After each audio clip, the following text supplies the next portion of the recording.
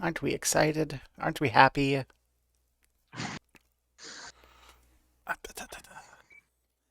Actually, you know what will make me happy? If I reach over here and grab my second elderflower pear wild bay kombucha. Or wild bay kombucha elderflower pear flavor. Yay.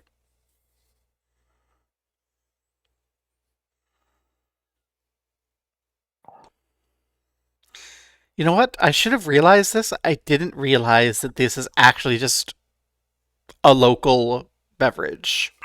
Wild Bay should have cued me in on that. No, this shit's made over on Set and Drive. Neat. Yay. Good morning, Seika. Good evening, Primo. Hello to everyone It's in chat. afternoon. Afternoon. You know what? I'm gonna change my OBS situation again. I'm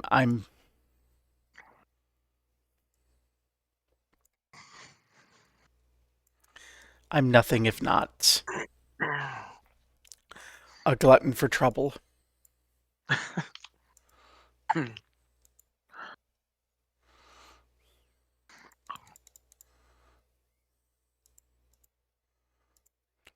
Good enough. Good enough for something I'm not getting paid for. Yay. How's everyone? I'm fine. I see Seika, but I don't hear Seika. Sorry, I'm making coffee. That's a good idea. Coffee is I literally rolled out of bed and jumped in here. I'm like booting up. I'm not much further because, again, as I was telling Primo earlier, 14 stream ran way later than expected.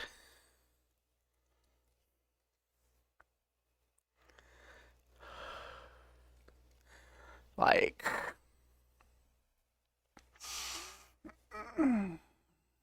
we need to get you a new sub Seika so you can experience the post Dawn Trail story. It's really good.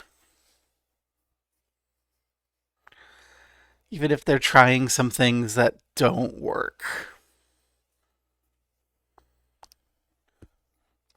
They made a puzzle game moment and then realized that the puzzle game moment might actually block people out of completing the MSQ. So they had Galulja do the puzzle for you. Okay. And it was like, no, why?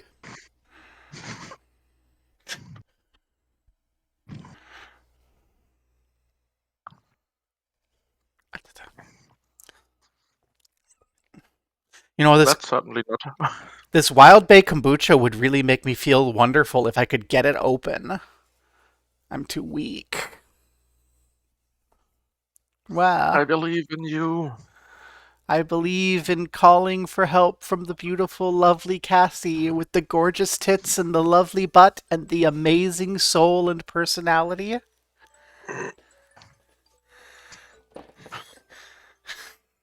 The way she rolls her eyes as she comes walking over here and takes the kombucha out of my hands. Mm.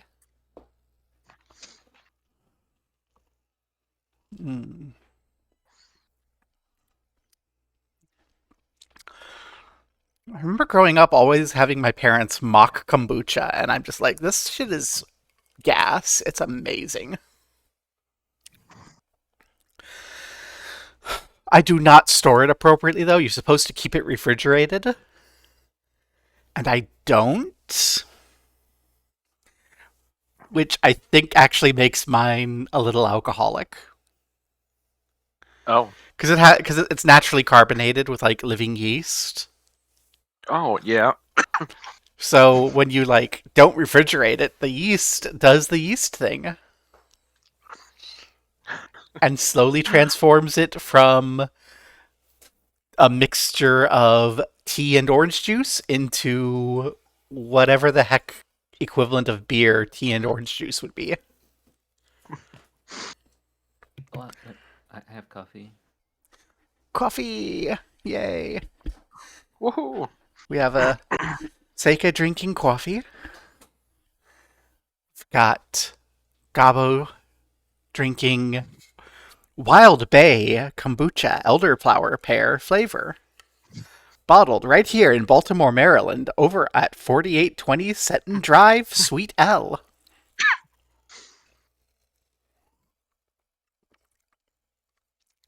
I'm sorry, I just always get excited when I see a product and I go, oh my gosh, I know where that is. Yeah. It's like when they used to bottle Aquafina in Omaha. I'm like, oh hey, I know the Coke factory they bottled this in. That's over on L Street. My car caught fire near there once. One of the 2 times my car caught fire when I was driving it. Now, you would say, after the first time your car catches fire, you should take it to a shop and get it fixed. But I didn't have enough money to do that back then. And the first time, all I had to do was turn it off and it like went out. And then the second time, it fully went up in flames, but I was able to pull into the parking lot of a fire department. And it was like, I had my kids with me. It was like 5 in the morning. I was driving them back to my ex-wife's place so they could be ready for school. And we pull in there and we're like, they bail, I bail. And the people at the fire department were like, holy shit. And I'm like, yeah, this is, probably not great. And they're like, yep, we'll put it out. Well, at least they don't have to take a long trip. Oh, it was great because it was at the front of the fire department. They didn't have to do any big trip. They asked my son if he wanted to help because they were just like, "Hey, do you want to like pull that switch?" And he's like, "No," because that's how Han is. Han's like, "No, I do not actually want to fight the fire." Amazing. But they got given junior firefighter badges anyway. Okay, fascinating. Yeah, so it's like, hi, we pulled in, the car's on fire. We knock on the door of the fire department. We're like, hi, car's on fire, and they're like, where? Here. Didn't even have to call 911. We're just like here, so we can knock on the door. Yeah, I assume that they're used to getting calls on the phone. Yeah, no, everyone loved it. It was great. Everyone loved it except my ex-wife. Even my friend who had to get up like at 5 in the morning to pick us up and finish taking my kids home and me to work was like, this is hilarious. I mean, it is not hilarious for the duration of the car that I'm currently driving is on fire, but afterwards, it's a very funny story. Actually, the length of time when it was not hilarious was very short because it caught fire right by the exit to the fire station, and I'm like, so it caught fire, like, oh shit, and then I look and I go, oh shit, I need to pull off, and then as I start pulling over, because like I can't pull over because there's no curb in that portion of the interstate that goes through Omaha. Those who know Omaha geography, this is northbound Highway 75 going through Omaha between F and L Street is where this shit happened. So it's that South Omaha fire station. Anyone who's been through Omaha knows, oh, there's no curb there. So you have to actually like get off the highway and pull over. And as I'm getting off the highway, I'm like, wait, there's a fire station right here. So I pull off the road, and the second I realize that, I'm like, okay, this is a little scary, but this is also really funny. It's kind of a cartoon. Yeah, and my kids are in the back seat going, Mom. Well, they're not going Mom because I wasn't out to them at the time, but they're like, Mom, is the car supposed to be doing that? I'm like, nope, it's on fire. And they're like, are you supposed to be driving it? I'm like, well, I can't exactly have a stop and bail on the interstate, can I? It's not gonna explode, probably. Yeah. I can hear my kids unbuckle their seatbelts so they can jump out of the car as soon as I stop, which they do. I love my kids. They are cowards. Good for them. Ah, anyway, that's time enough for Seika to start sipping coffee.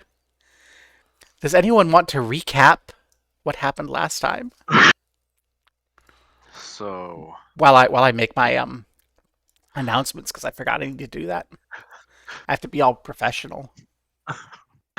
what? What is this professional thing? It means I have a Thanks. distant hope of maybe someday quitting my job. I, I'm so unprofessional for some reason. 10 to 15 people still show up every day. I don't get it.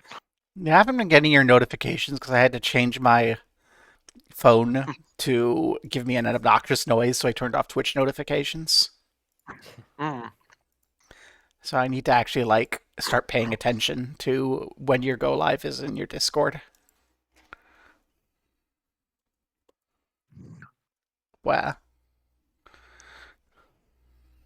So yeah, does anyone want to recap the previous week?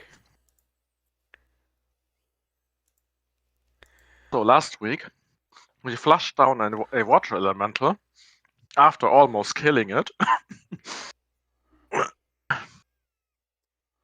We fought some undead creature that was very yucky.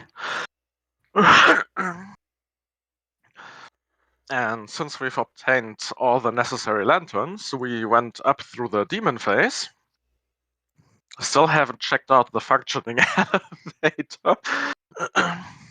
And we found a funny little ghost girl that's very dead, but also very humorous.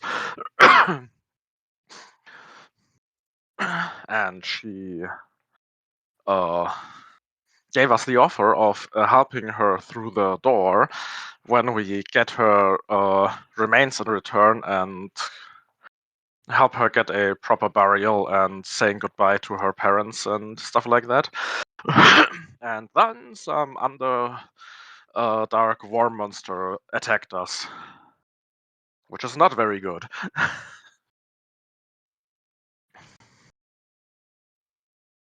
Wow. There we go. I've updated my Stardust streams to notify me when you go live. When I am alive. Yes, so when you're live, my Discord will tell me. Do you have anything to add from last week, Seika? Nope. Nope.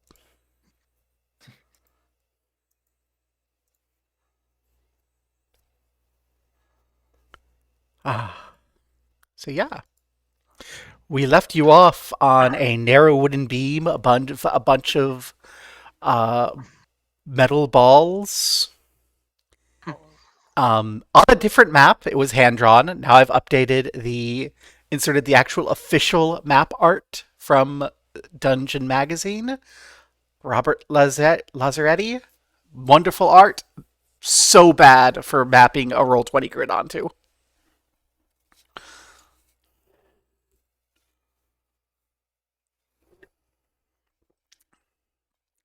And the worm is visible not because you can actually see the worm, but because you're aware of the big worm.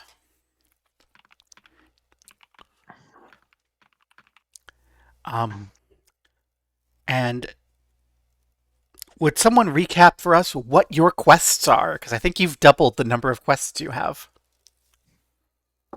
Number one quest is clearing out this tomb of any danger, which would include the worm monster. And number two quest is getting the remains of the dead girl and helping her say her goodbyes.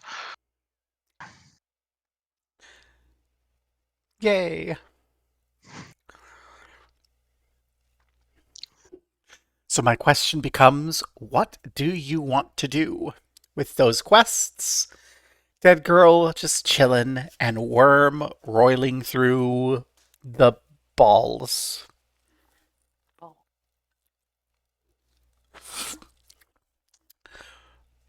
Worms are stored in the balls? Yeah, yeah, yeah. Yeah.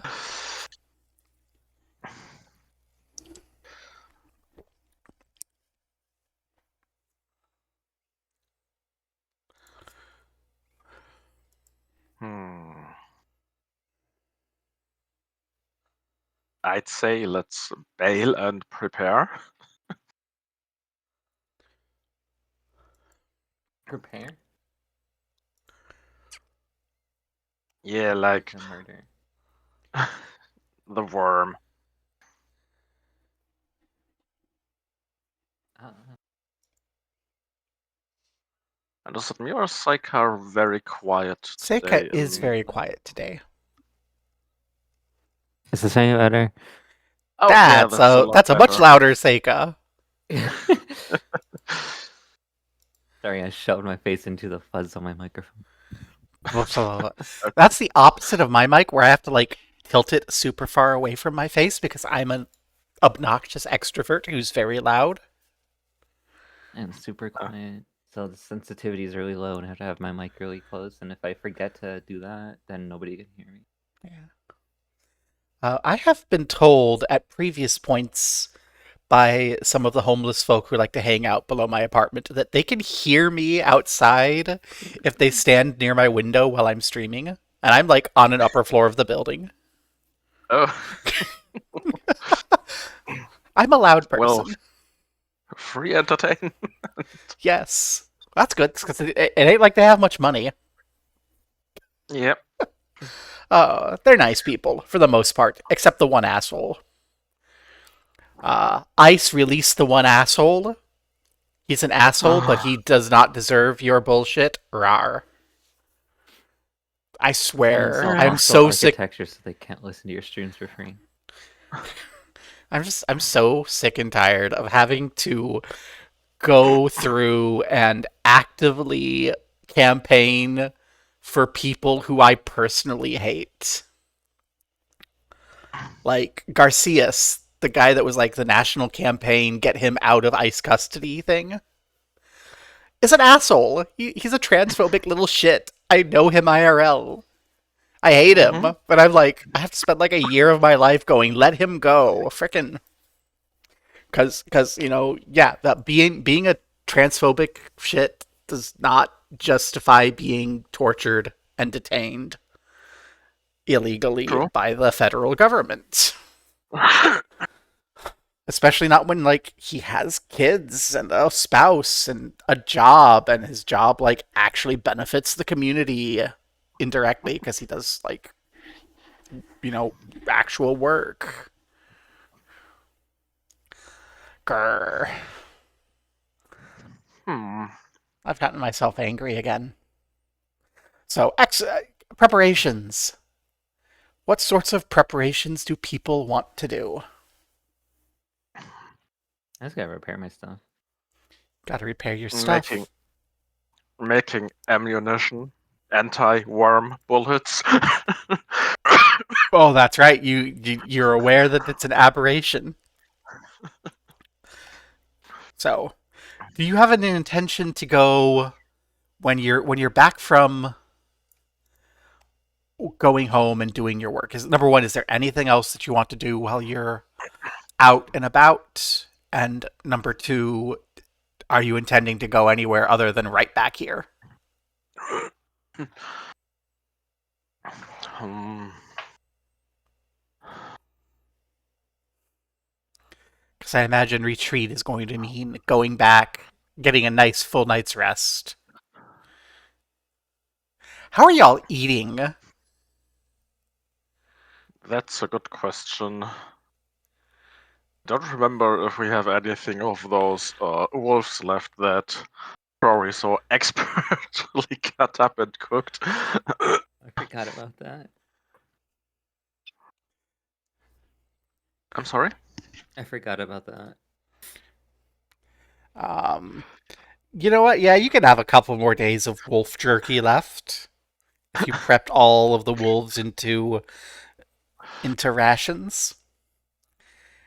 It's certainly not appetizing at this point, but because like you don't have the equipment to like smoke it for 2 days and all of that stuff, so it's probably starting to turn. But you probably have another day. You probably have another. Let's say you have another 3 days of wolf jerky and maybe another day before you have to worry about it possibly being bad. That seems like an appropriate compromise between rewarding you for previous actions and being a mean GM. Yeah. Oh, but importantly, you're going home for a night. Is that correct? Mhm. Okay. Yeah. Primo, Oh no. I need you to make a fortitude saving throw.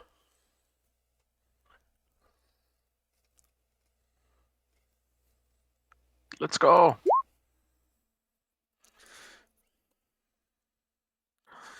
Mm. Okay.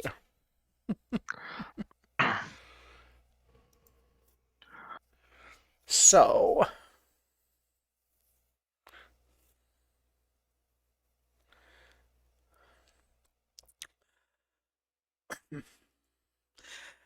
you're going to wake up in the morning with a bit of a chill. Like, you feel particularly cold, and you have, like, little gray splotches on your skin.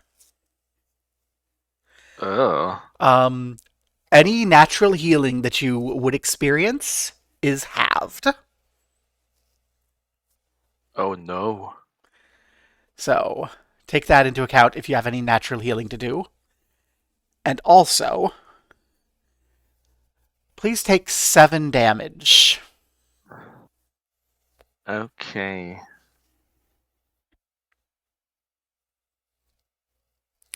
I completely forgot how many HP I had last time because I forgot that nothing in my character sheet currently saves. Mm. I think Shiun But has I did, healed you up, so I don't yeah, think but I there's. did get hit by the steel balls a couple of times. Uh,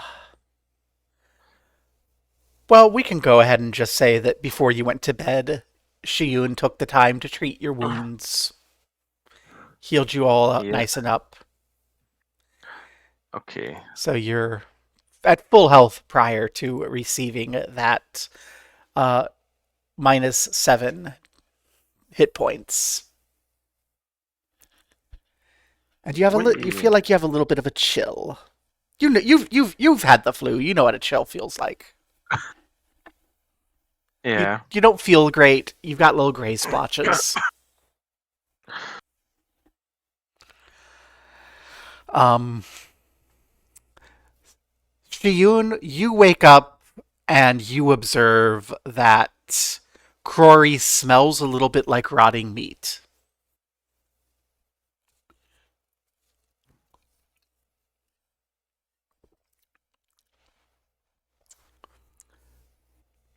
With Seika Oh, muted. gross. He can use the shower.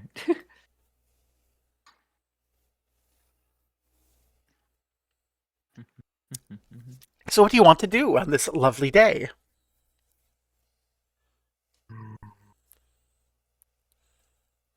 I should check the weather for you before I say it's a lovely day. It's a lovely day. We look out the window. Tornado. Well, there's no bad weather, only bad clothes. So I'm not sure what kind of clothes you should wear inside a tornado. Not So bright let's red see. ones. It's warm climate. It's the autumn. Supernatural weather is rare. Yeah, it's a fine day. It's this morning as the morning sun rises, you're at the cold part of the day.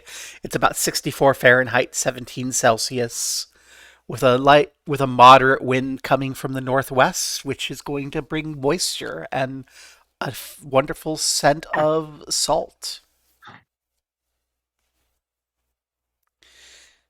And it's a moderate wind, so it's actually a kind of so it's not a soft wind, it's a brisk wind. Ew. Uh, So Crowley is really pulling all kinds of clothes he has to shield himself. yeah, 24 kilometer per hour wind Ew. coming in from the sea. Yay! So, what do you all want to do this morning? Hmm.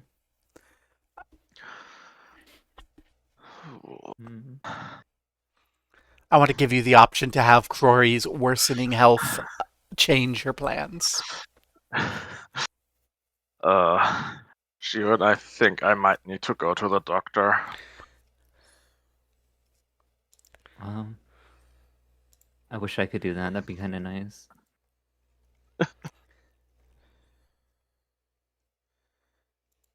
Do we even have a doctor in town? That is such a good question. Let me actually take you to the Diamond Lake map that we haven't been in ages. I think it may even still have old Crory and old Shion. It doesn't even have a Crory and Shion there. We can get a Crory and Shion here. Can't believe we've been forgotten by the map. So your house is actually off map on the way to the Cairn, so I'll drop you off over there. And I'm gonna see curing the disease is going to be another. now let's see if I can remember where the everything is.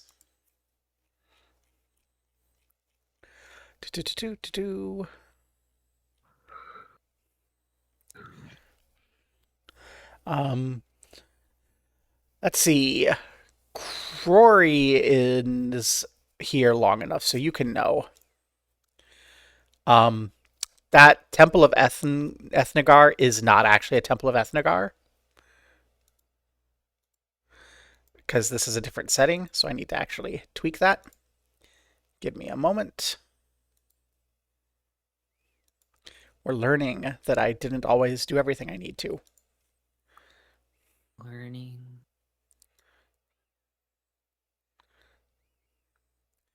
That's not how I was intending to color that. It's fine. I'll just have to remember to change the text color. It's the Temple of Eridan, because, again, we've established this as being prior to Eridan's death. So that is a temple to the god of men. And then the Shalaris Shrine, is that the one I think it is? Yes, it is. That is a temple to Aristil. Oh.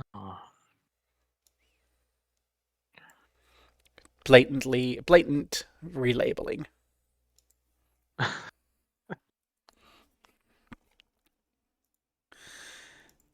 I think those are the only places I actually have to relabel.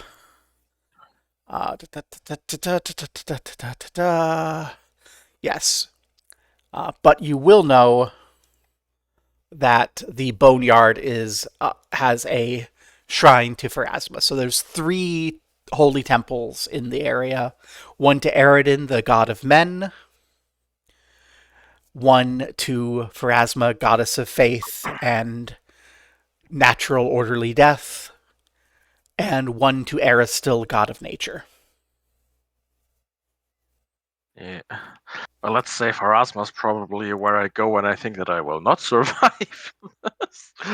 I want to make sure Erastil Eridan. seems. Yes. I'm sorry? Erastil seems like a good place to go. Okay, so you're going to head off to Area 33 on the map. Shion, are you coming? Area 33. Yeah. Okay. You can drag yourselves while I vroom over and make sure I have the information here. That's 23, not 33. Okay. Ba-ba-ba-ba. Oh. 33 is where you're going. I just... Oh, yeah, the Stonehenge makes kind of sense.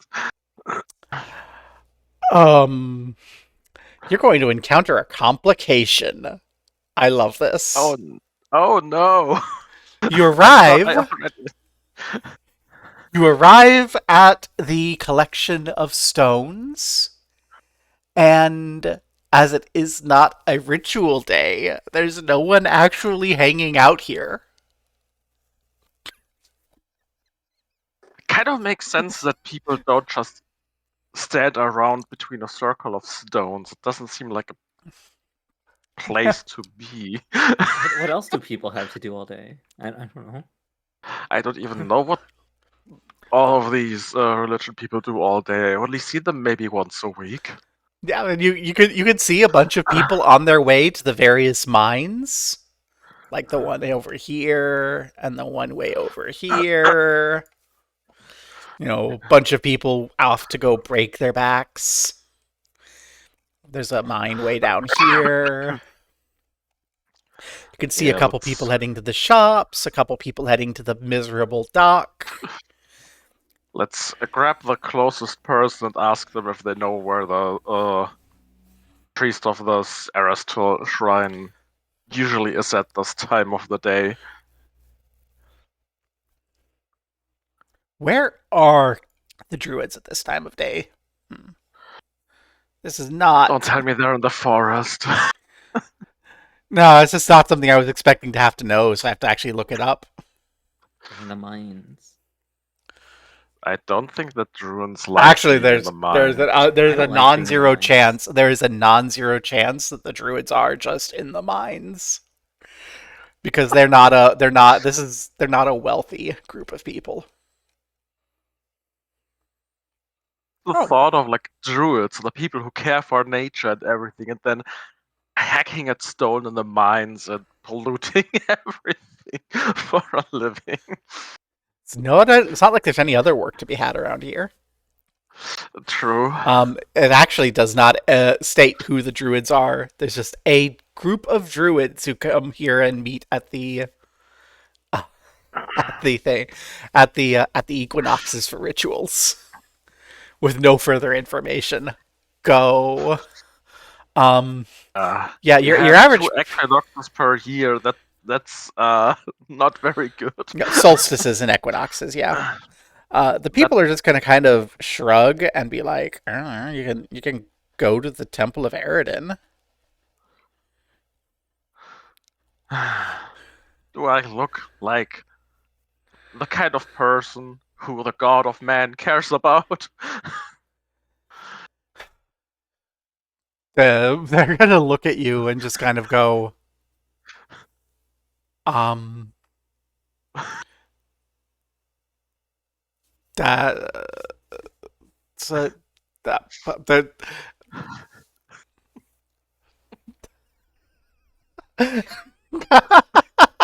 How do we respond to that? How do we respond to the orc going, you want me to go talk to the god of white people?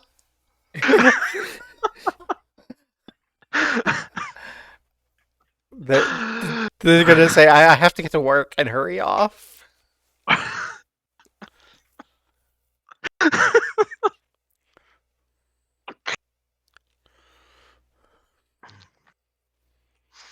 Oh boy.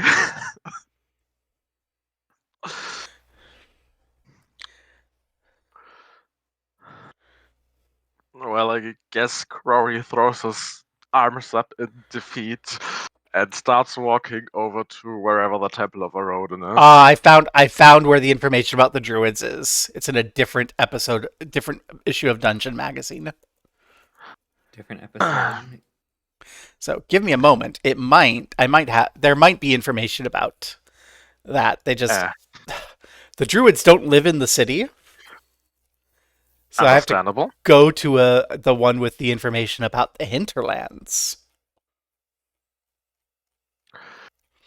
which Yeah, is I also have kind of a the different feeling issue. that they weren't supposed to play like a big role yet.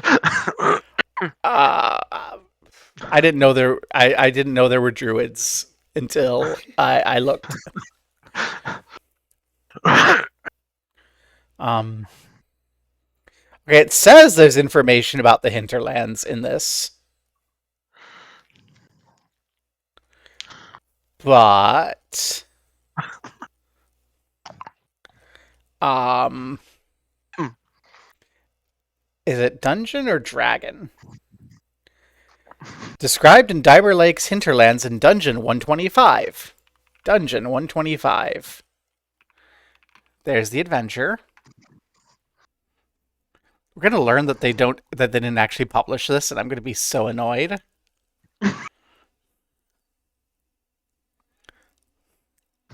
I just finished converting this adventure, except for its final boss. So I want to be because I want to be an adventure ahead of you. Mhm. That's a different adventure. Man, I love adventures. Yeah, well, it's a pity they stopped publishing Dungeon Magazine. That's a third adventure. 3 whole adventures in one magazine. Oh, damn. It's crazy how things used to just be published in magazines. Yeah. Yeah, on Like, one hand, it kind of makes sense. You just have a magazine that you continuously buy with. I don't know if it's only adventures or if they also have just like a regular magazine stuff in there. Dragon has the other stuff. Campaign outline. How to plot a campaign. So they do have not dungeon stuff. Potions. Guides for playing new classes. Dungeon 125 does not have a section. The section that it says it has on.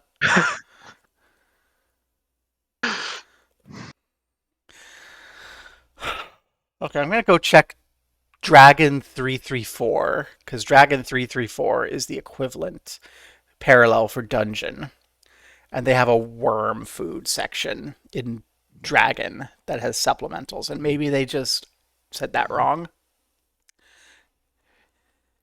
So let me go to page 66.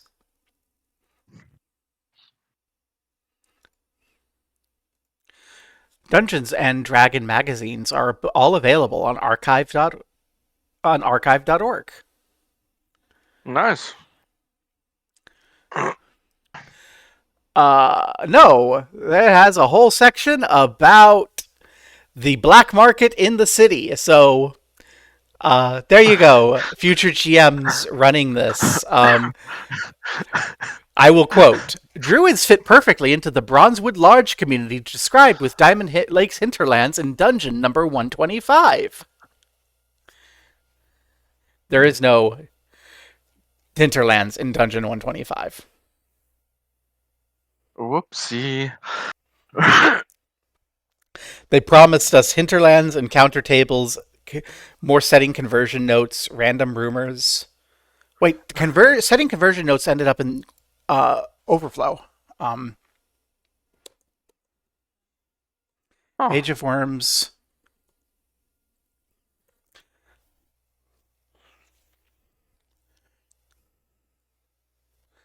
Is it in the supplement?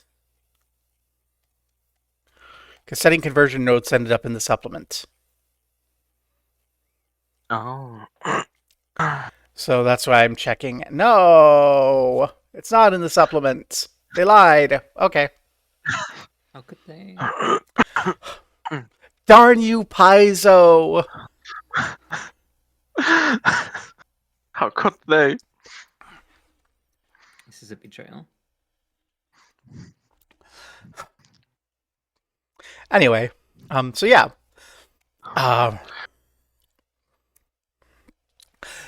If you want, you can make a diplomacy check to gather information to find a druid in the town.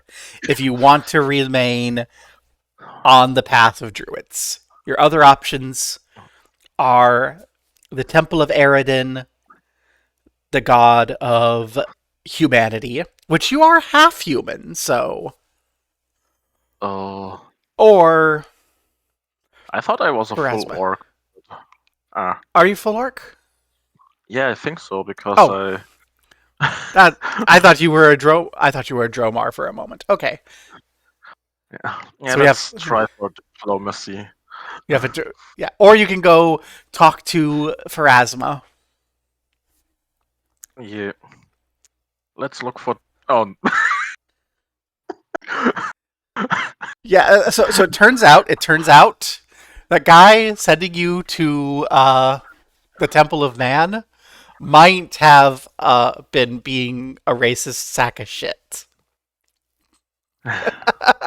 People apparently you don't like you because orc and are. Oh yeah, no, totally. Yeah, have you checked out the Stone Circle? That's where the druids meet.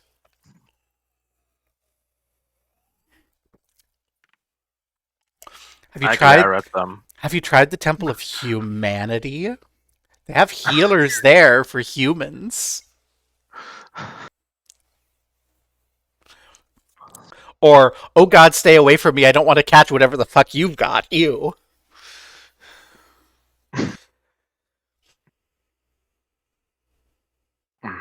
Yeah. Seika, do you have anything you want to do with this? Are you just kind of hanging out? I'm just kind of hanging out. Okay. Just imagining Crory running around asking strangers and Shion's just looking how Crory gets worse by the minute. Well, it's not that rapidly advancing in illness, but yeah, no, Crory is very obviously ill. Yeah, let's meet the graveyard. Where is it? Mm. It would be so 29. it would be so unfortunate if anyone in the party had like a skill that had anything to do with sickness.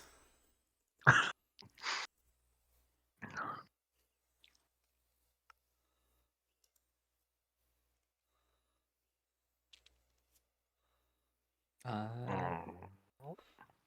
I mean, I could take a look at it, but I am not great. My skill with it is like I treat myself when I like get beat up in the mines. But you are trained in medicine, which means that you can, in fact, investigate and treat disease. Yeah. Although that will dedicate at least 8 hours, so maybe you might want to check to see if Phrasma can do anything. Yeah. I'll leave it up to you. As we go to the Boneyard. It's like me telling telling other trans people to see a therapist. Stop coming to me. Like, see a doctor. Jeez, I keep constantly having to treat your wounds. Are crazy. Oh. Whoop, whoop, whoop, whoop, whoop. Where's the Boneyard? Top right. What number? 29. Thank you.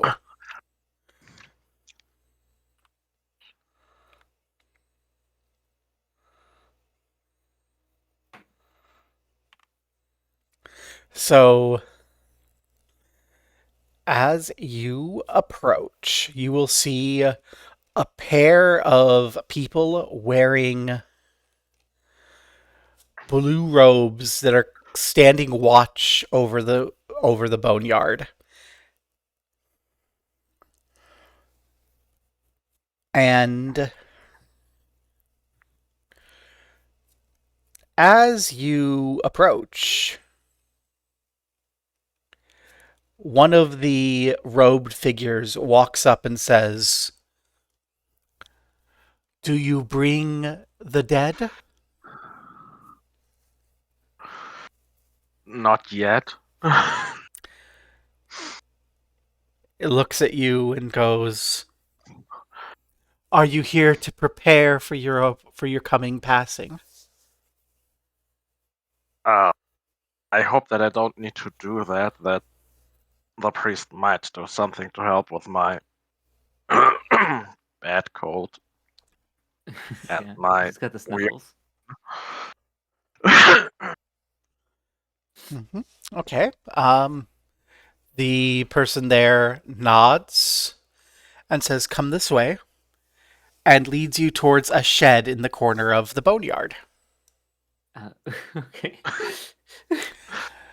Inside, there are shovels and various other, instruments for burying the dead. There's like a wooden cabinet to file away records in, and there's a desk and a cot. And the back wall of this shed is painted in a blue spiral, Hmm. which Yeah. anyone would recognize as the holy symbol of Pharasma. The cultist, let's say a human woman with sort of bronzed skin and green eyes as she pull and flowing black hair as she pulls her robe down, will point to a chair and say, "Sit. Let me take a look at you." Crowley sits down and And we see if she is better at medicine than Shiyun or not. does it help when I tell her that some weird dead fish person bit me? Yes, that will give her a advantage on that, which will, in practice, not help because she sits you down, looks at you, shines a light in your eyes, grabs your hand, looks at the splotchy skin, and immediately starts to go pale. That's not supposed to happen when doctors look at me. It's like when when the doctor looked at my scan and said, "Okay, we need to get you in the operating room now." Yes, this is a similar situation, but maybe not great. She looks up and says, "The creature that bit you must have been a ghoul." It said something about being hungry and wanting to eat us.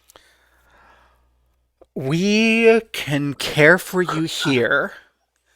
You might pull through. If you don't pull through, you have a handful of days to live, and we will not let the disease take your life. For if it does, you will rise as an abomination to all that is holy. So I don't know if they're saying he'd come back as a monster or if they're just insulting him for being an orc.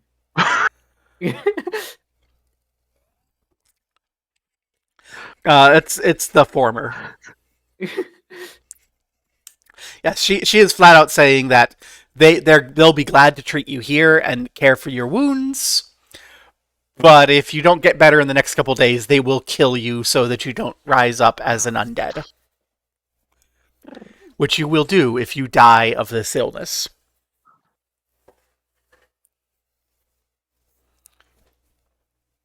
What say you? I hope that you can actually help me recover because the alternative doesn't sound good. She nods. And who are you, young lady? Next of kin? A person. She's like a co-worker of mine. All right.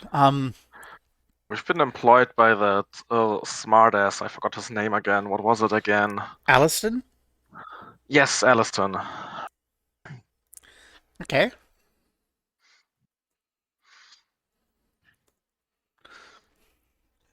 She nods and says, yes. He's. I'm looking for the Pathfinder 2e services cost while I'm trying to roleplay. He is clever. I see. Well,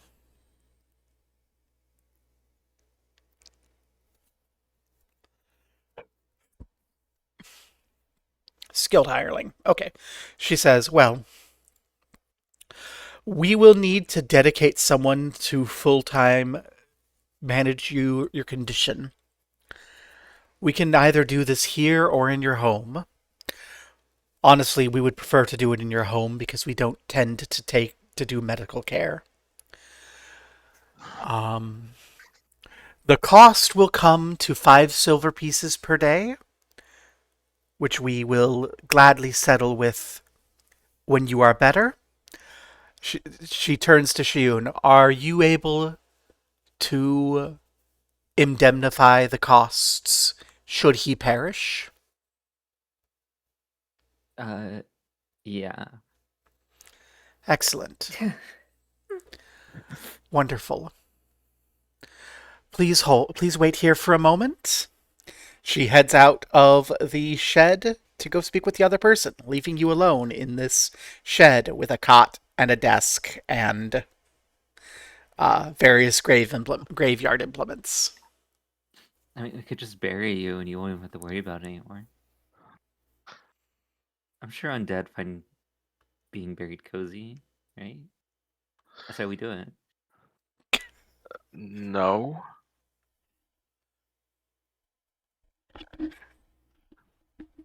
What is Shit. wrong with you? I don't know. Usually people just die. They don't get better. Yes, but I'd certainly like to get better and not die. And if you bury me, I'd be dying by burial. That shit's No, not fun. and they said you'd get back up. It's okay.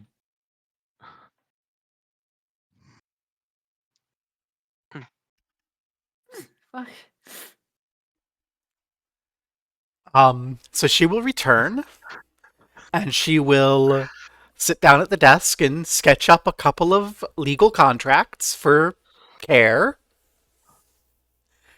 and ask each of you to sign. Crory will sign without taking a second look at it because he's not very into legalese.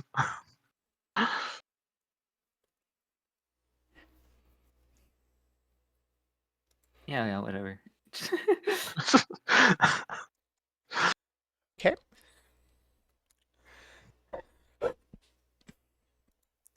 And she needs to get her name generated. So she will sign. Oh, goodness gracious. That is the best name I have ever seen a random generator spit out for a character while I'm live. Let's go. She will sign her name as provider of care and recipient of payment. Mortia Sorcella. Huh.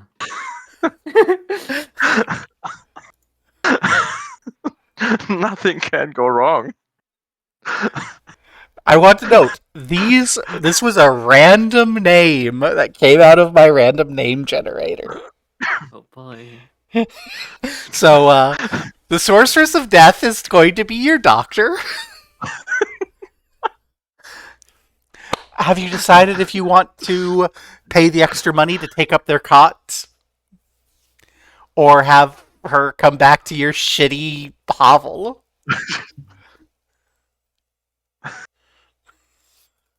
What do you want? It could be either one. I mean, technically, we have a roof over our head in some parts of the house. I need True. to make a token for her. Yeah, let's invite the sorceress of death to the ruined house.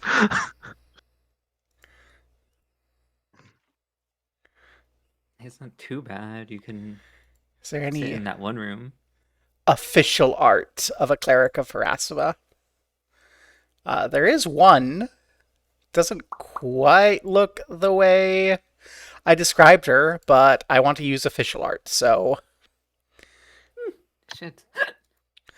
I guess she's gonna be looking like this instead of how I had previously described. That's not what I wanted.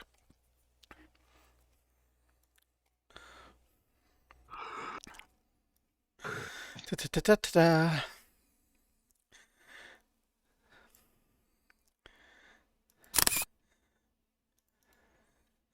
Okay, so we'll take you back to your home. Where do you want to set up Korori for medical treatment?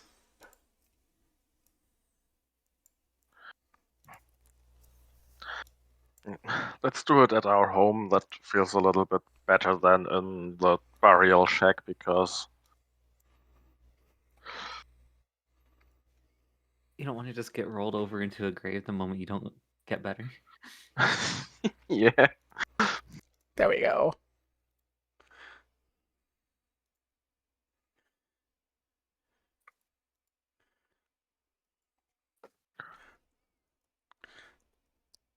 And there we are, our first original custom NPC of the game. A level 1 acolyte of Pharasma.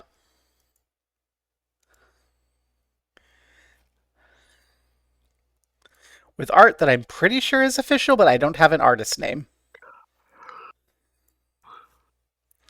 Anyway, she will look about the home with the sort of disgust that one would expect for being led into a collapsing, crumbling, disrepair ruin, and say, Yeah, so "Well." just like put your stuff anywhere. She has a little medical bag, and she'll say, oh, "This is unsanitary. Do we have any? What is our least collapsed room? It is still the living room. Yeah, I think. So she will the room that put, still has a roof. and you don't even have a bed.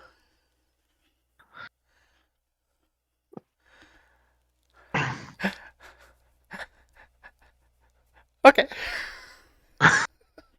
Um, We were planning on doing some renovations, and then the ghoul got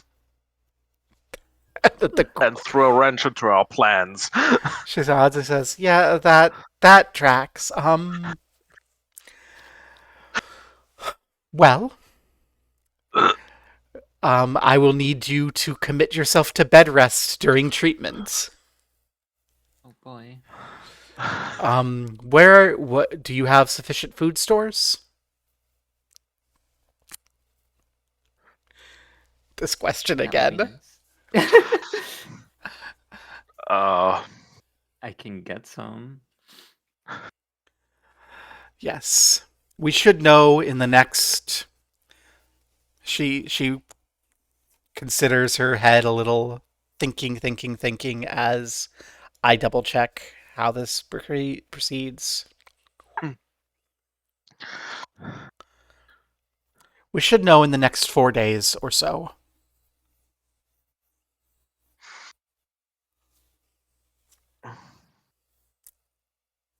yeah, she might need to run and purchase some food in the time, but we still have some left.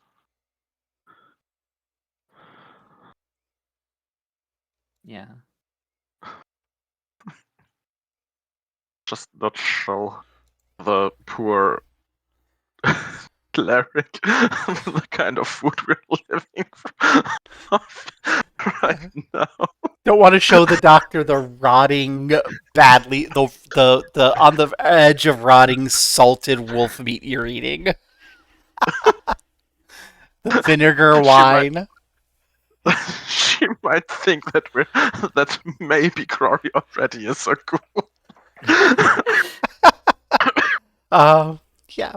Well, Going from bad you live like this to from bitch you live like this to bitch you undead like this. and for the cleric of Pharasma, that would be a very bad assumption for her to be making. Yes. On account of her entire goddess, all of her magical powers come from swearing to care for the dead and murder the undead. Yay! Yeah, well, at least the power doesn't come from "Yay, I'm a human" or something like that. I That's guess. definitely how a rodent works. Uh, Well, I don't think we need to roleplay too much about that. Do we? Do you? Uh, I think we've got an impression of how this Yes. goes. Let me pull up my services sheet. Um, what level of meals do you want to provide for yourselves and your skilled hireling during this time? Poor meals, square meals, or fine meals? Uh, what would poor meals be? Okay. Then that will end up for 3 people coming to 3 copper pieces per day. Awesome. And Mortia will kind of frown a little and say, I'll cover my own meals when I leave in the evening. Very much going, I'm not even sure these two can afford paying me in the future, sort of vibe. The thing is, we did find a bunch of coins. The question is, we don't know how long they will last if we don't find more of them. Yeah, So, we no, it's very hard to make money these days. You know, I, we gotta like save every penny, every yeah, copper. Yeah, yeah. totally. I could have afforded something way better. Oh, okay. Crory, I need you to make your first fortitude save with no additional bonus because that was a failure on treating disease. Wow, this pays off like immediately. No!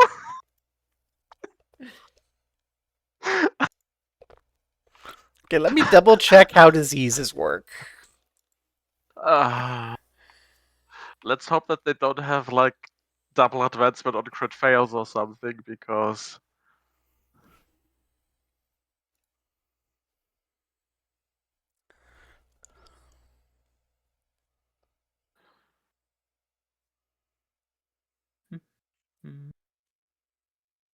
It's an affliction. Nope, it's just a pass fail. So, yay. Um, as we proceed on to stage 3. So, you regain only half your normal healing of hit points. how much do I regain when I sleep? That's a very good question. That I should know the answer to, but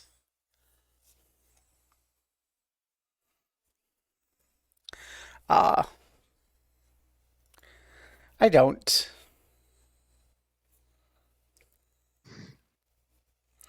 Da, da, da, da, da, da, da. You know what? While this is all going on, can I just like spend these days that we're gonna be wasting clearing the debris from the building? You absolutely can. And that will actually clearing out the debris will take 3 days for one person. So, Hell yay! yeah. Clear Didn't out we the debris. already do that, or did we only do like the We living did room? I enough to don't get remember. into the building. Yeah, it didn't like clean out the debris. So the debris is cleaned out, but the building isn't repaired. This is like step 1 of making this actually livable. Hell yeah. Um, Don't worry. One day this place will have a roof.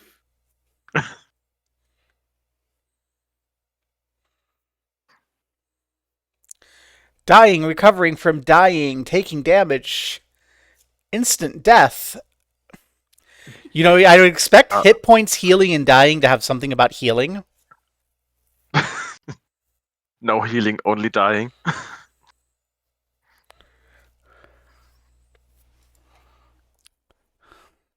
It's going to probably be mentioned in Constitution.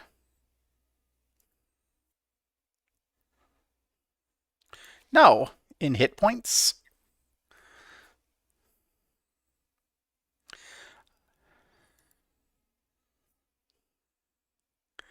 I can't find it quickly enough. I'm just going to say level times hit points is your natural healing. Or level times Constitution is your natural healing. Okay, so my Minimum 1. constitution is I guess the modifier, then it's 1 times Unless 1 it's as half. something here.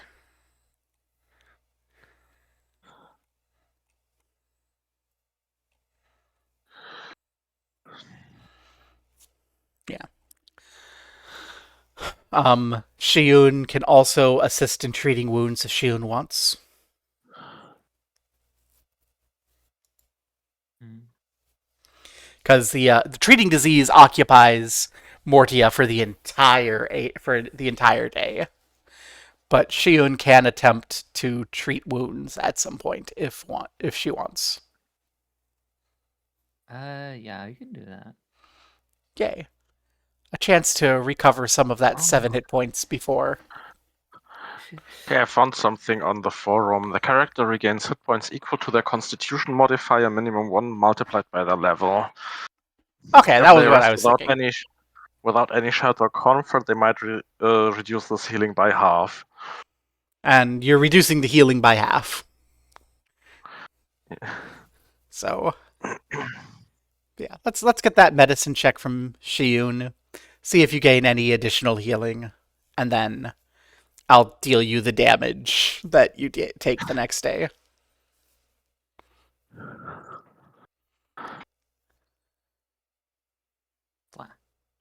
That seems like a no.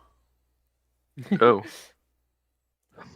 So the next day you'll take 3 damage as your disease progresses. And your fever grows worse. We have the appropriate medicine checks. So, Morticia,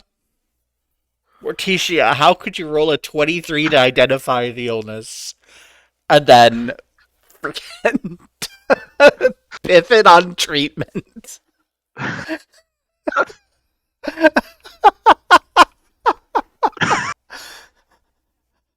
Ghoul fever, I've read about this. Just not how to actually treat. Yeah, Okay, right now she's doing basic fever management, keeping you as comfortable as she can, cursing the cursing the environment. yeah. Praying. So another. Actually, she has had an opportunity to prepare spells. So let me take a quick look at her spell list and see if she has something that will help. Maybe a cure light wounds or something. Oh yeah, she's got heal. She can cast heal. She can cast heal Ooh, 4 times. might make the treatment more expensive. If it has the same connotations as first edition had, where spellcasting services are quite a step Yes. above skilled labor. It is 3 gold pieces per spell if you want the cure. How much money did we have? Not that. We did find a bunch of. I'm looking for if she has spells that she would be casting on herself because she wants to impress everyone. She wants this to be a win. She does have her. She does have her. Oath to keep and all. I'm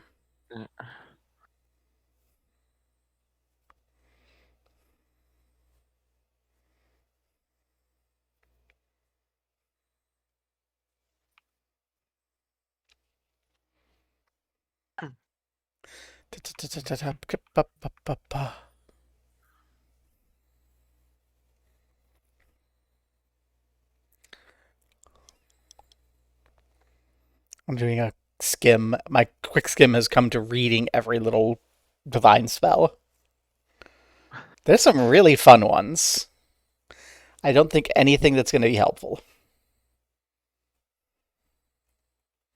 Yeah, no. She's already cast the one spell that would be helpful, and it wasn't helpful. Wow. Give us your fortitude save, Corey. Can you get out of it? Or are we going into stage 4? How many stages are there? 6 stages, and she's not going to let you get to stage 6. Okay. That is a failure.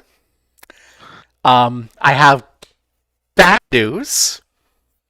Oh As no. your flesh very obviously begins to rot and pain racks through your body, you are no longer affected by healing. Oh no. Well, no, Shion will get a chance to heal you before this. Oh yeah.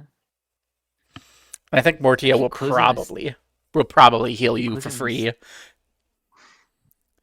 So Closing my stupid window. yeah, Mortia will absolutely spend her heals on you for free because she wants to have this be she wants to not have a ghoul on her hands. So Yeah. Crory will heal 13 hit points over the course of the day. That is already halved. So I think Shion probably doesn't have to. It wouldn't have done anything anyway. The only sad thing is that I don't have enough maximum hit points to make use of every single one of them. Yes, but it is nice. It is her praying throughout the day as she's treating you. Pharasma, don't let... And that's going to be creepy because she's saying, Pharasma, don't let him escape the cycle of natural death. Don't you love that? As you take 8 damage as you progress to the next stage of your illness, you are racked in pain. You are no longer able to receive any healing. And it's not great for you. So, new day.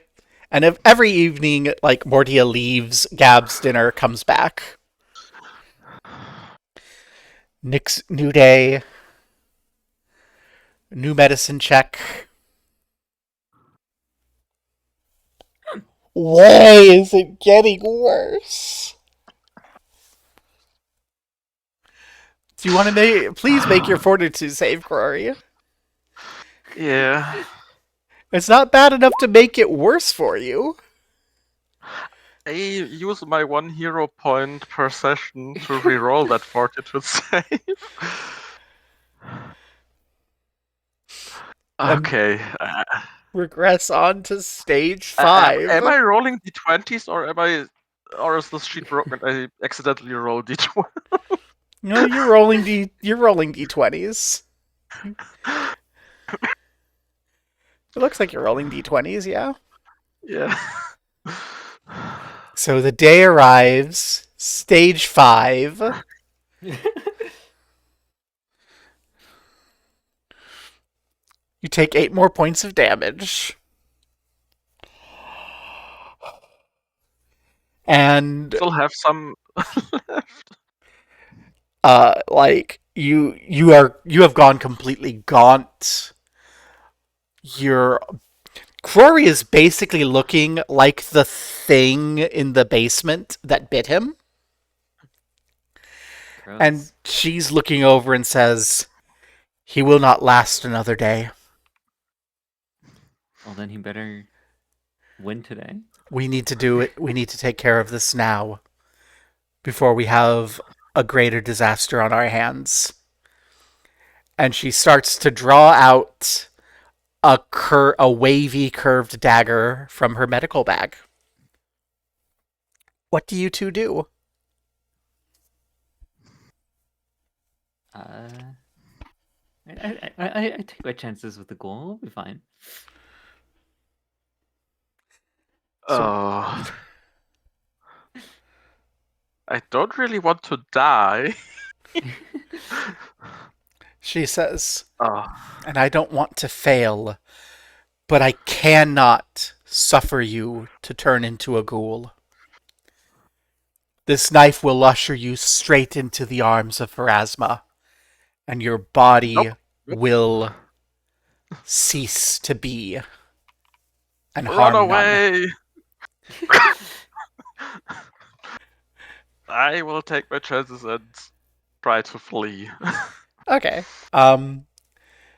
Shion, would you roll a diplomacy check to try to convince her not to stab Crory?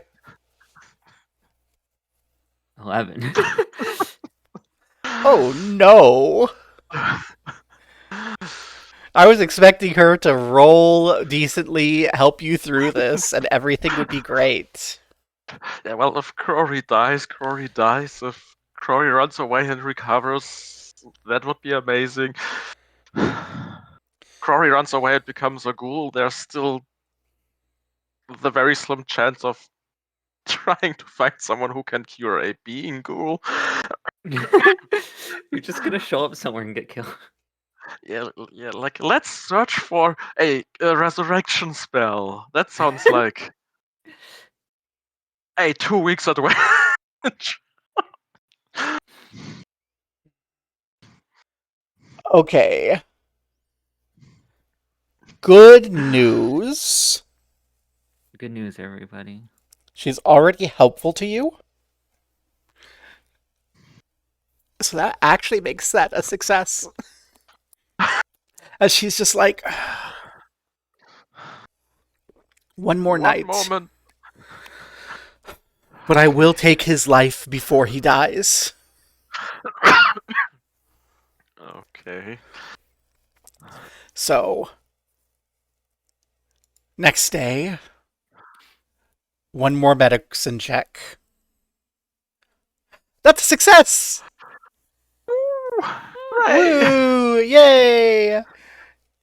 You get to make your fortitude save with a +2 circumstance bonus. Oh, cool. Can I give that into the sheet? You just roll it. We'll add 2 to it. She is also going Okay. to continue doing what she's been doing and giving you Pharasma's divine guidance on these saves. Which I'm not sure that that's a use for the spell, but Pharasma will grant it. Finally, some good roll.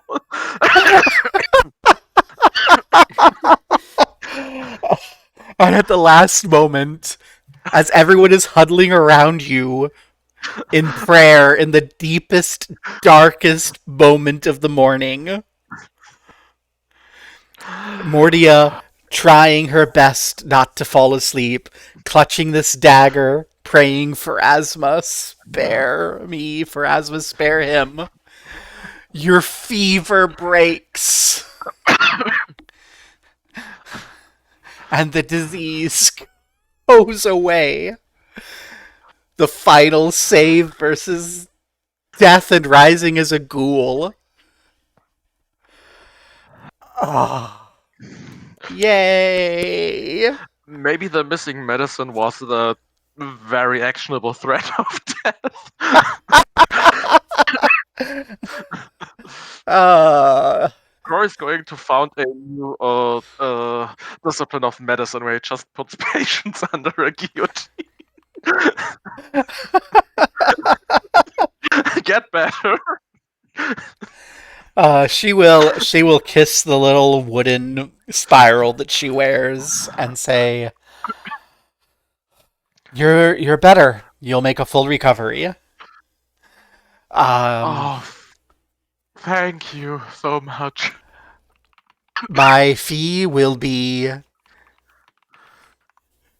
2 gold pieces. Please have payment before the end of the coming week. I can just give that to you now. She says, "Oh," Yeah. and she takes them and says, "Wait, you're eating that gruel when you have this sort of money?"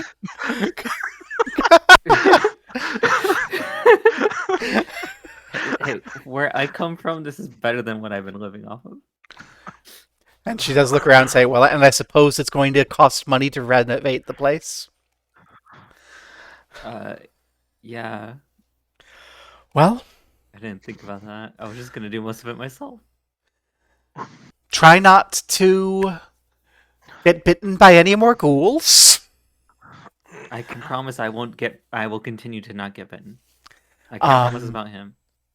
I If any of you need burial services or learn of any undead that we can destroy, please come let me know. It's been a pleasure working with you. Try your health will greatly be improved if you can get a proper bed. That's next on the list.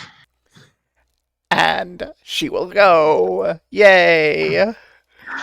It has been like a whole week of sitting here.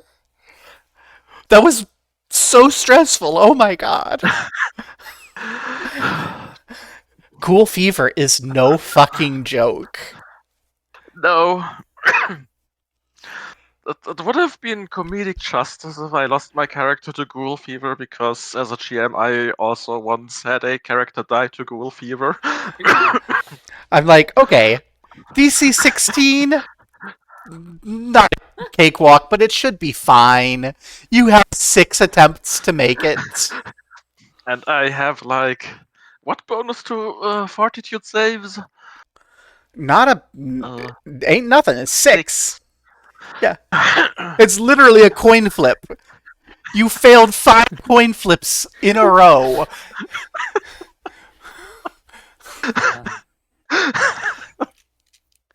Oh, goodness gracious.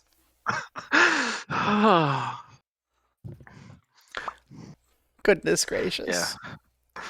Well, And if there's any amulet of disease resistance, I call tips. uh, also, Shion, you are actually capable of doing the same thing that that cleric was doing.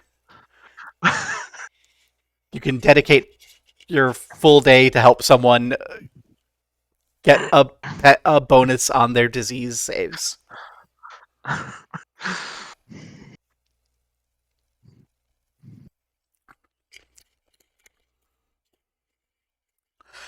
Because it turns out treating a disease is a lot more work than treating an injury. Because when you treat an injury, it's just like slap it with the salve, douse it in alcohol, wrap it up, don't move, go to the next person. But with a disease, you have to like dab the head to keep the fever down, spoon feed the soup, change the sheets, give the sponge bath. Yeah. But yeah, so it's now like 1 a.m. several days after I have lost track of what day of the week it is. It's okay. I never knew. Yeah, we will figure out when we get back to the village.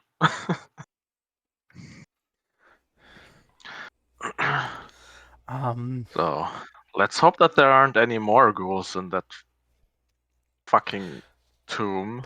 And it has gotten warmer over the course of the last 4 days as the wind dies down. So it is a nice autumn day where it's 27 degrees Celsius at 2 in the morning. 81 Fahrenheit.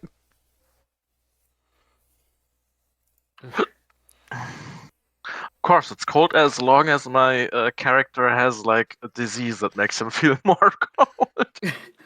Yeah. There is a light breeze. But yeah, you're expecting that if you're outside during the next day, you're going to have a hard time keeping cool.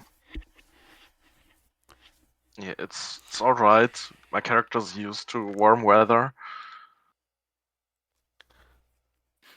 Like, he actually treats heat as one step less bad.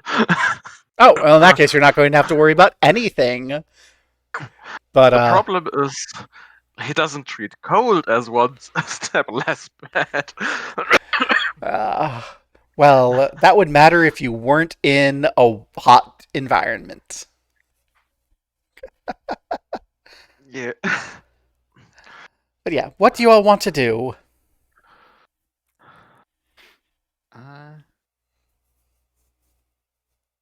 Yes. It's 1 a.m.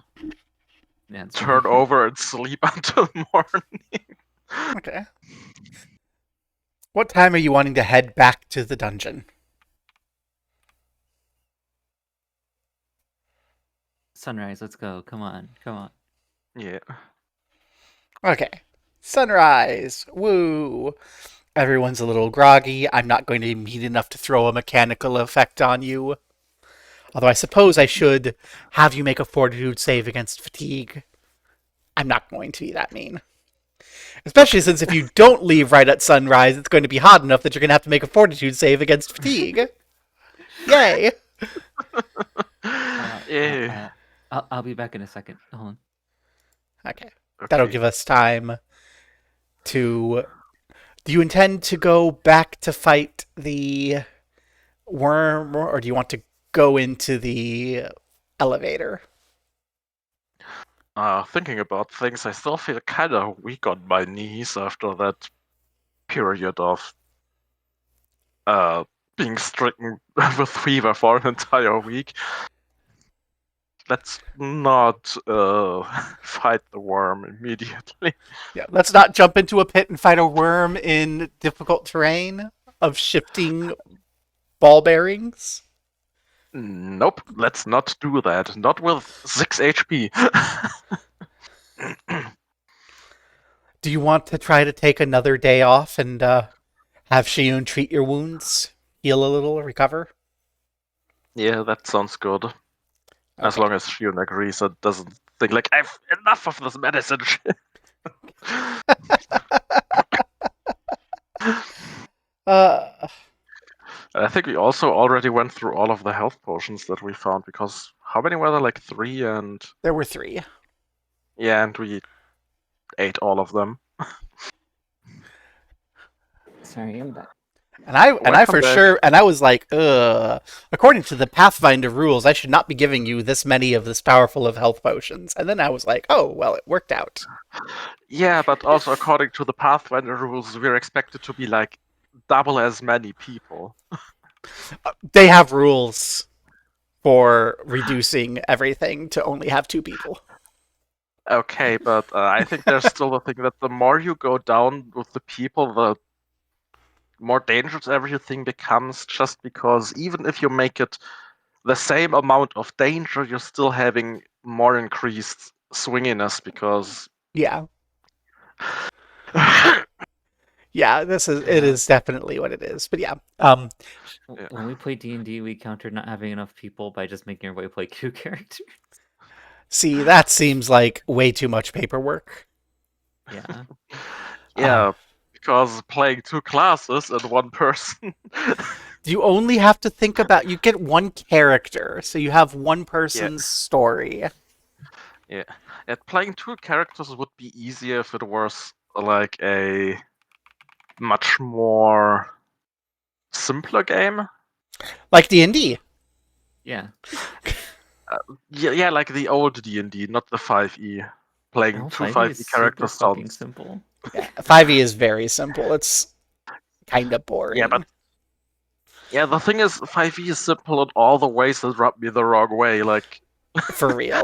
Yeah. No, no, Primo's talking about second edition, and I'm with Primo on second edition D&D best D&D. yeah, I haven't played second edition, but I know that it's a lot simpler, mostly from Bart talking about it. But it's 5e D&D is not so much more simpler than Pathfinder second edition that it would make playing 2 characters significantly easier than Yeah. playing 2 characters in Pathfinder second edition. I think What I I would think the not big avoid. yeah, the big issue that Seika's having complexity wise is just familiarity, I think. Is that an accurate assessment? Mostly because I don't. There's a lot of non-combat skills in this compared to D&D. Yeah. Because Yeah. D&D Pathfinder is like wants to primarily be combat. yeah, because Pathfinder is trying to be more like moving away from everything must be solved with combat. Yeah. And D&D is moving closer to this is becoming Fire Emblem. Which is funny because D&D originally comes from chainmail, a actual war game. Yeah. Yeah, it's funny to see it go circle. It would be like if someone tried to take Warhammer Fantasy and be like, yeah, we're going to move it back more towards being all combat all the time. Did you wait? Warhammer is all combat all the time because it's literally a war game. I place an army on the table. I can't I'm do talking more about the combat. tabletop RPG based off of Warhammer. I know that it's got a second edition, but I've played like neither of the Yeah, editions. it's very funny to me because it's basically following the same path that D&D did, where they're like, oh, I want to take this character from my tabletop war game and play it as a roleplay character with a story. Yeah, which is cool. Yeah, but yeah, so Crory expressed a desire to not go into the dungeon with eight hit points. Is Shiyun That's down to doing more medical care for Crory? I guess. just one more treatment and it will be fine. Just one. Yeah. Theoretically, we have He's eight. addicted to medical care. Theoretically, Shiyun can treat wounds 8 times a day before Yeah. we're through with the 8-hour adventuring day. So that's I could Wait, probably doesn't just, it have any things from precluding people from spamming it? you could do it once an hour. Yeah. Okay. Yeah, that's why 8. So Yeah. Oh, I need to stop closing the sheet. Do you remember that you can pop it out so you can move it out of the screen if you have 2 screens? Do you have more Yeah, than but one I keep closing it out of reflex. Okay. Damn. Well, that's not a pass. okay, but it's not a critical failure either. Nope. So you'll be able to treat wounds 3 more times before it gets hot enough that you might not be able to anymore. That's no.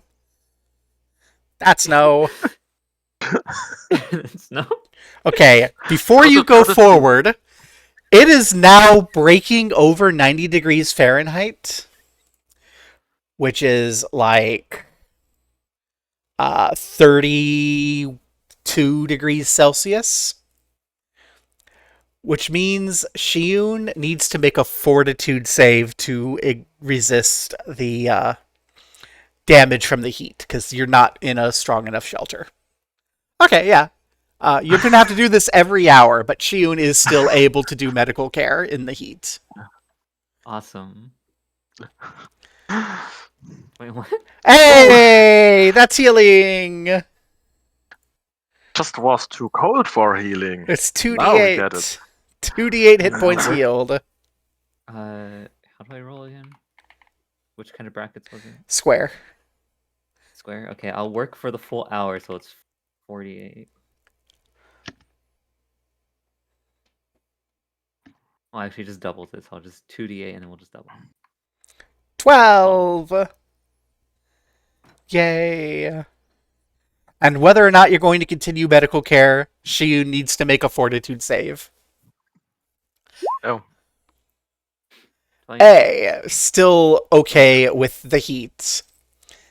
Yep. As it starts to peak. Feeling pretty fine after being pampered for as it begins to peak up over 35 degrees Celsius. This guy spoiled the fun.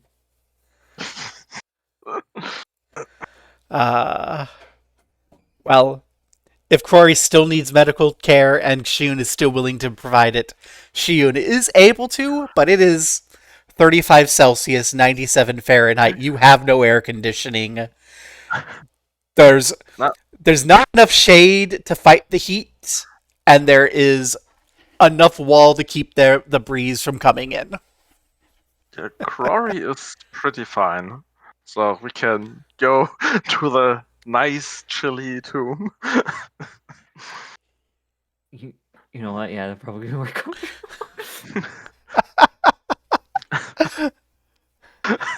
Get out of the heat. Go to the tomb. Possibly dead bodies here will be safer. Do you want to go fight the worm, or are you interested in the other in the other elevator. Check out the other elevator. Yeah, let's keep the worm for last because I have the feeling that it's going to be a difficult battle. Okay. Ponytail's too tight. So, and Crowley will have prepared 2 chunk bombs, 2 dwarven daisies, and 1 round of anti-aberration ammunition. Okay. Damn. So we'll fast forward through traveling back to the tomb, walking back to the sarcophagus, spinning the sarcophagus to the place where the elevator is so it comes up, getting in the elevator, riding down the elevator, and coming back to this room. The elevator door swings open. I have to get back to the adventure from the descriptions of the city. We to where I had expected you to go a while ago. And you are.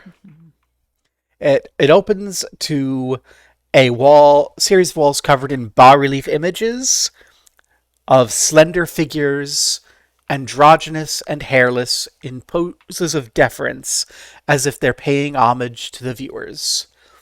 They have their hands extended in adoration, their faces full of praise, and someone has hacked off a lot of their hands, arms, heads, etc. in Who long would do past that? times. So people have, chopped bits off of the bas relief. To the south, the passage extends through an elaborately carved arch with a large stone block obscuring most of the passage. Huh. What do you want to do? Examine the stone block.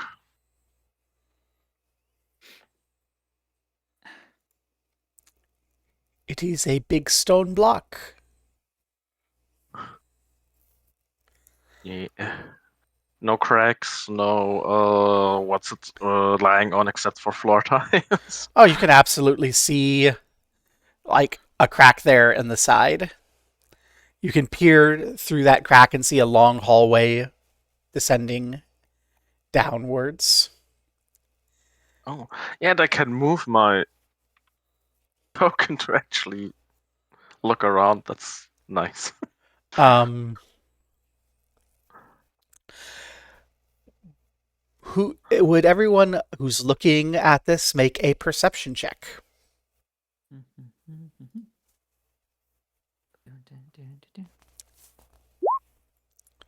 Seven. Yeah, it looks like it's just a big stone that's there.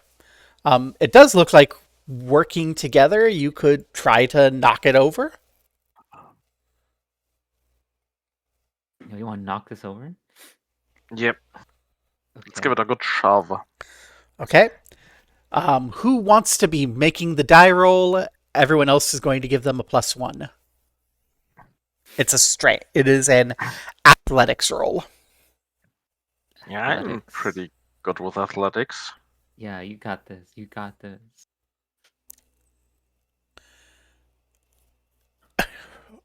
You strain and strain and strain, and the slab doesn't budge. Yeah. Missed.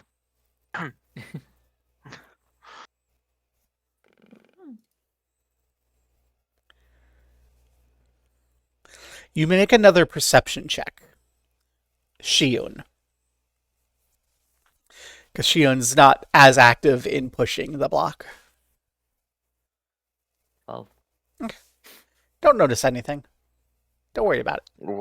What if we use a running start to get a little bit more force into push? That's a very good question.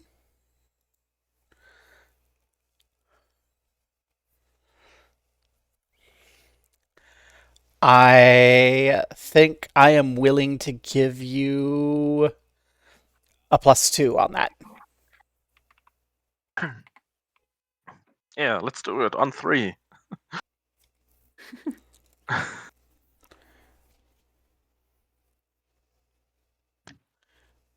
Turns out your coordination is not super great, and you did worse. Just imagine him running into the wall, so BAM! Shiyun can make a perception check again. Okay. 22. Shiyun, you notice as you hit the stone that there's a little click. It clicked. And glancing down, you notice that the stone is pressing down a pressure plate. Okay. Huh. You suspect that there is in fact a trap here that will be set off if the stone is removed. So we almost killed ourselves. Yeah, that was a pretty hard impact. Oh no, if we pushed the stone off, we probably would have activated a trap that would have killed us. Oh. I'm gonna search this room to see if I can find what the trap might be. Sure.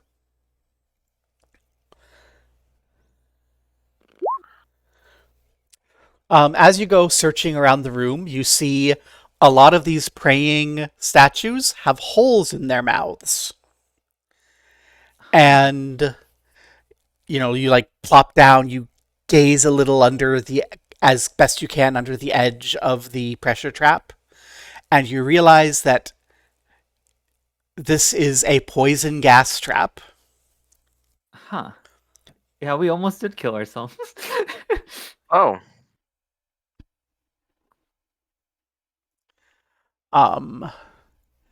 You think that you have access to everything you need to disable the trap Hell from yeah, this that's what I'll position. do. Let's disable these. You'll need to make a thievery check.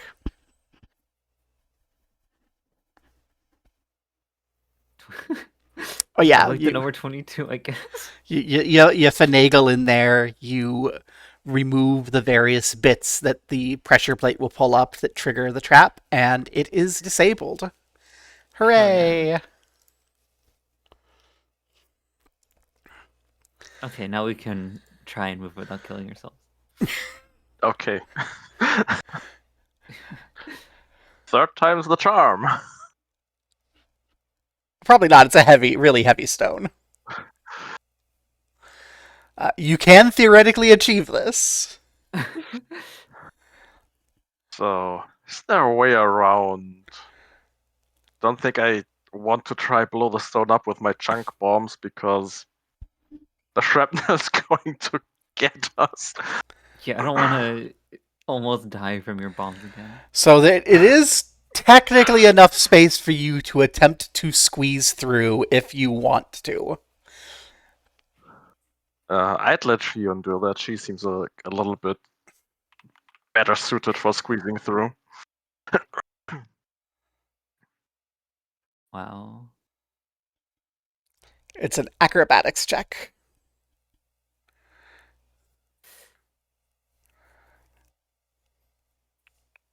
Well, I'm actually okay with acrobatics. 7. Nope.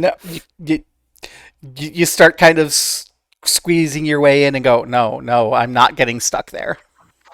Hey, Corey found the spot to see down the hallway.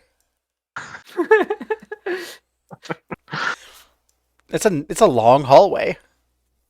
Yeah. Continually Farther than I lined can see. continually lined with bas reliefs and with regular alcoves, the first of which you see right here. Oh. Next one there, and they continue in the same sort of pattern, presumably on the other side too. When I look really hard, I can actually see them. Like, not the actual alcoves, but I can see that there's a small dip in the wall. Yeah.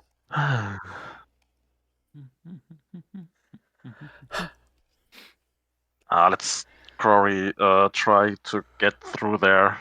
Can't be that difficult. Maybe So, it is. let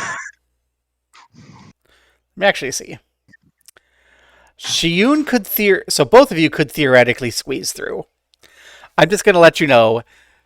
Crory will have to roll an 18 with Shiyun's help to topple the stone. An 18 on his own to squeeze through. Seika will need to roll a 20 to squeeze through. Because they're all Damn. DC 25 Damn. by default, which I think might not be correct. Let me that I was just kind of going, oh well, we'll use the same thing from the adventure, but that actually seems like it's too much. I mean, So let me. sometimes adventures are very hard on some checks. Yes, but I think that might be incorrect for this level. So if I look here, I think Don't have a actually, crowbar.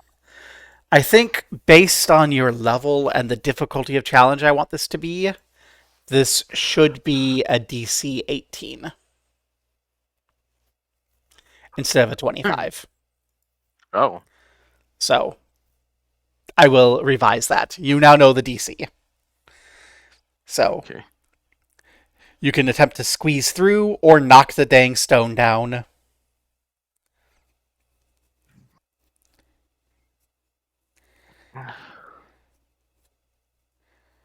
Let's knock it down. It makes getting out easier. If there's anything that makes us want to get out.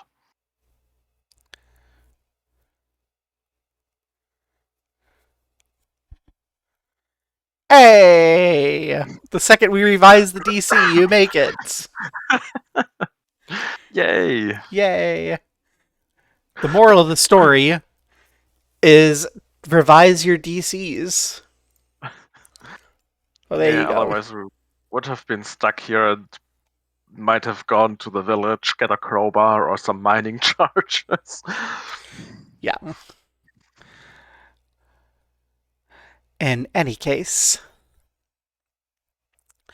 you have knocked this over, and you see the bas reliefs down the hallway represent a stirring tempest that flows down the hall. Every 10 feet, you see an alcove. You cannot see what's in the alcoves. That this is going to be another wind trap. I wonder. What would have given that away?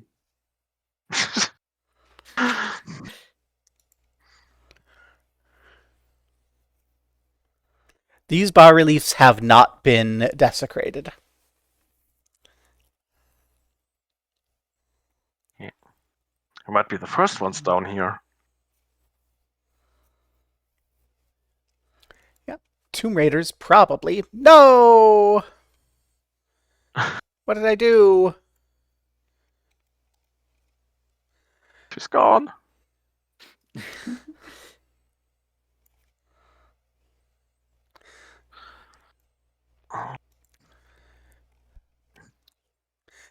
I'm back. You imagine Tomb Raiders probably gave up at the rock. Yeah, and they might have been angry and punched the statues instead. And But yeah. What do you wish to do? yeah, let's go a little bit low down and try to walk up the hallway. Yeah, let's go. Let's go. And look into these alcoves if I can get there before I'm blown away. Oh yeah, you walk to the alcoves. The alcove is bear an androgynous humanoid figure with cupped hands. They stand 7 feet tall. There's a sound like wind blowing through a whistle in this hallway. Is the sound coming from the statues? You can't tell where it's coming from. Yeah. As you examine the statues, you can feel that there's like a little pad of wind in their cupped hands.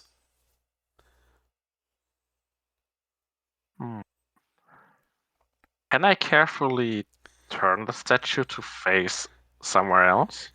The statues are big and heavy and don't seem to want to turn. Okay, sad. Let's carefully walk up to the next set of alcoves. Shion, are you coming with? Yeah, I'm coming with. I forget I can move myself. Okay. This is much the same. So each of these statues looks different from the others. These are very clearly statues of different people, but they are all hairless, androgynous, 7 foot tall people who hold their hands like they're cradling something in them with these little swirling pads of wind. And I would like you both to make perception checks. Whoa.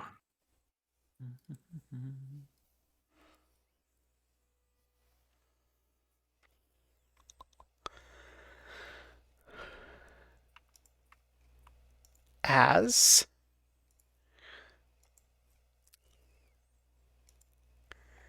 a thing that is hiding near in this alcove starts reaching down towards Shiyun. Ah, gross. That's a stealth on its end. So that's 21, 21.5 because it has a higher stealth roll than Shiyun has perception. 19. So the thing will get to make its attack against June. No. Don't let yourself get bitten. As it stretches down an unnaturally long arm.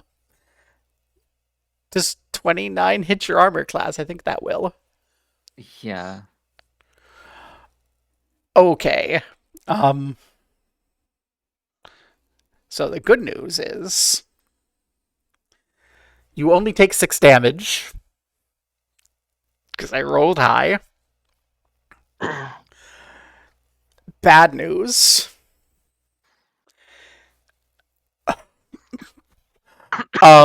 Is it wraps its hand around your throat and pulls you towards the ceiling.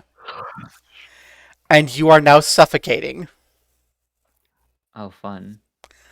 Um, and oh no.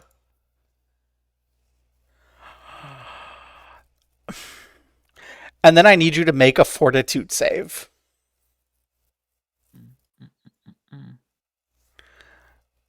Okay. As it starts squeezing around your throat and you don't take any additional damage, but it has a third action. So I need you to make that fortitude save again. Okay. So this creature that is clinging to the ceiling has slopped its long arm down, grabbed Shiyun around the neck, yoinked her off the ground towards the ceiling, and is starting to strangle her. Shiyun,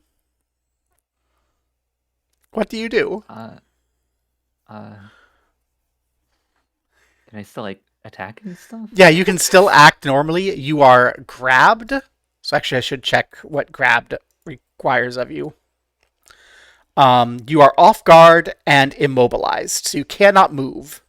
You can attempt to break free of the grab or do other actions. You are also being suffocated, so you have your Constitution modifier in rounds before you just like die. 3 plus con modifier. All right. How do I break out of this? Take an action and make a flat check. A flat check. Mm-hmm. 1.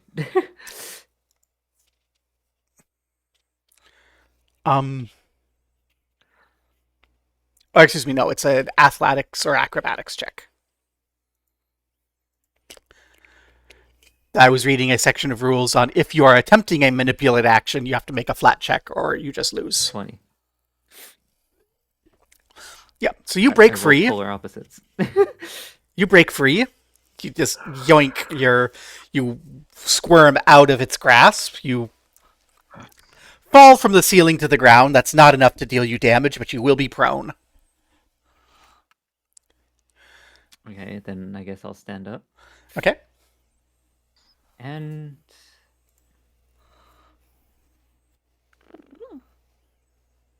let's put my weapon into overdrive. Alrighty. You have a crafting check, right? Yeah, crafting. Oh, it's the same. Okay, there we go. 8. I think that's a critical failure. Uh-huh. What? What happens on a critical failure?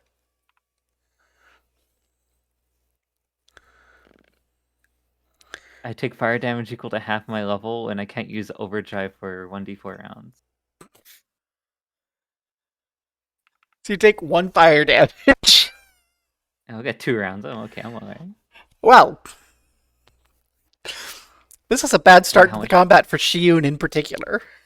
How much damage? 1. Ugh, took so much damage. Query.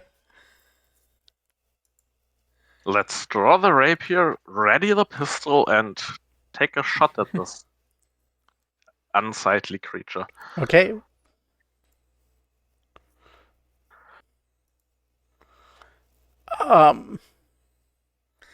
That is not a hit. Nope. The good news is it is impossible for you to critically fail an attack against this thing. Yeah. Yay.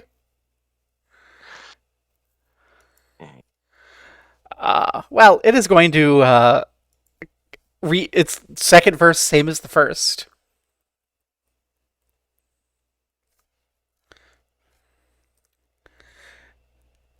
It grabs Shiyun again, dealing 9 damage and yoinking her up to the ceiling and requiring her to make fortitude saves. God damn it.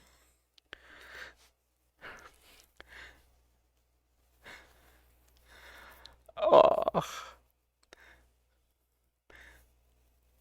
I'm sure this is meant to be much more threatening sounding than it is, but also these fortitude saves from Shiyun are so clutch. Why am I like passing these and then failing everything else? Probably because you're getting choked out by a stretchy ceiling monster. You need to make 1 more fortitude save because it can constrict around your throat twice. Hey, that one failed. So you take another 9 damage.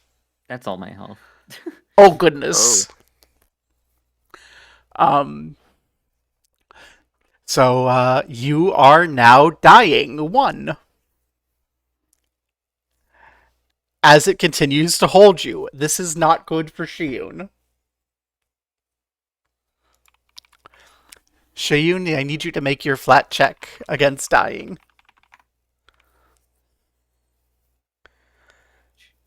6. You are now dying 2. Woo. Corey, Shiyun has gone limp in this thing's arms. In this thing's stretchy fingers. Can I, from my position, make an attempt to wrestle Shion out of the creature's hands? You know what? I'll allow you to make an athletics check. Woo.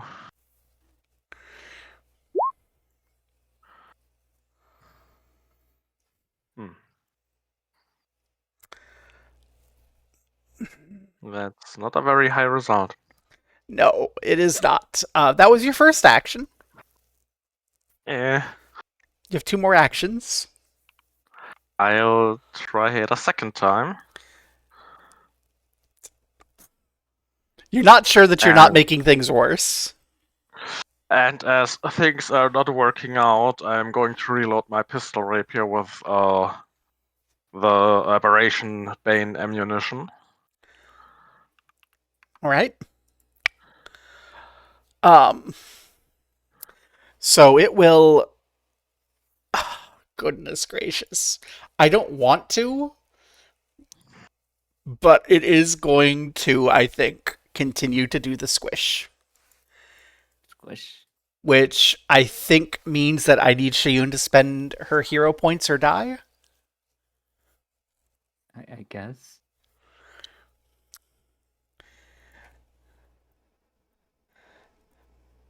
And then does 28 hit Crory? Oh no! Now I'm understanding why people were like, "This thing is a very serious risk of a total party kill." 28 does hit me. That's 10 more than my AC.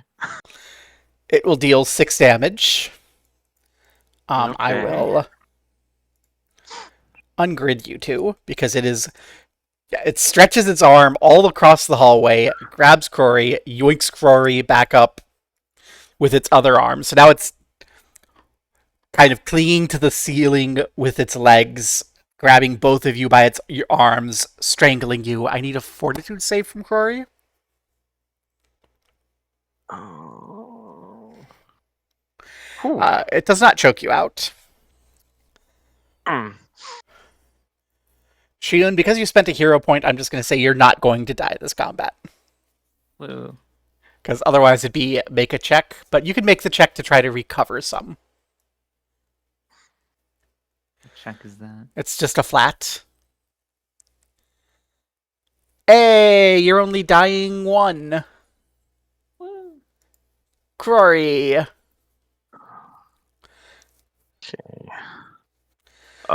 Since I'm currently getting strangled by it, I don't think that shooting it is a particularly great idea. So let me take a stab at its face, switching into melee version and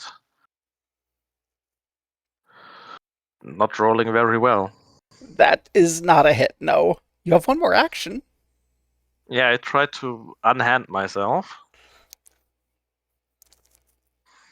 You fail. Mhm. Go. Oh no. I guess what it is going to do is spend its entire round squeezing your throat. Because it can do that as many times as it wants to. So that's going to be 3 fortitude saves. 2 of them succeed. 1 of them deals 7 damage. Not good. Shiyun, you make your roll. Technically, that constrict is supposed to do that to every single person it has grabbed. Which is That's up to 2. terrifying. Yeah. You'll see why I didn't worry too much when I put this thing here the second you hit it. So flat check from Shiyun.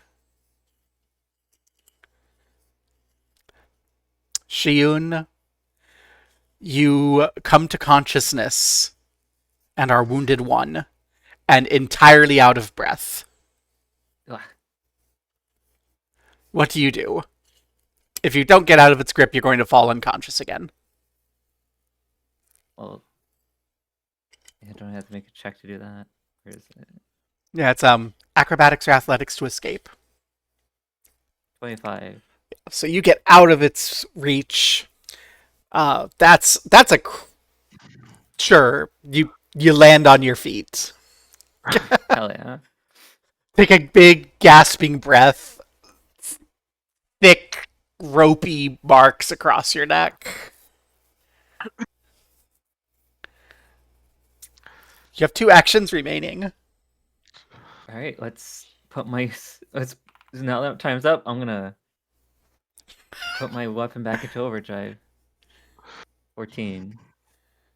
Woo. get like +1 fire damage from that, I think. And Yeah, 1 additional fire damage. And stab.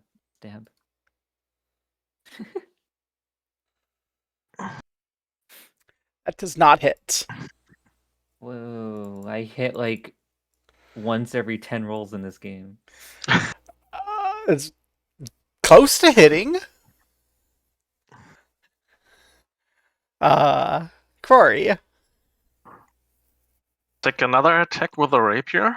Maybe I can skewer his head now. Does a 15 hit? Yes. Okay. And a quick look at the precise strike. It deals an additional 2 damage, so 6 piercing damage. That's like half of its health. Oh. Then let's try to escape as well using acrobatics. Nope. You're still Nope. wiggling and writhing in its grip.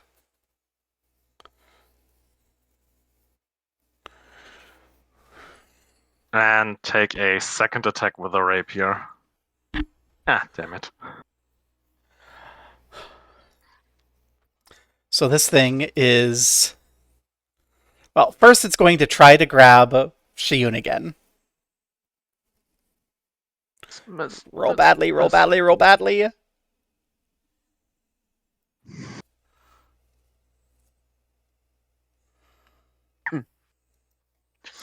Well, Shiyun, I think you're unconscious again.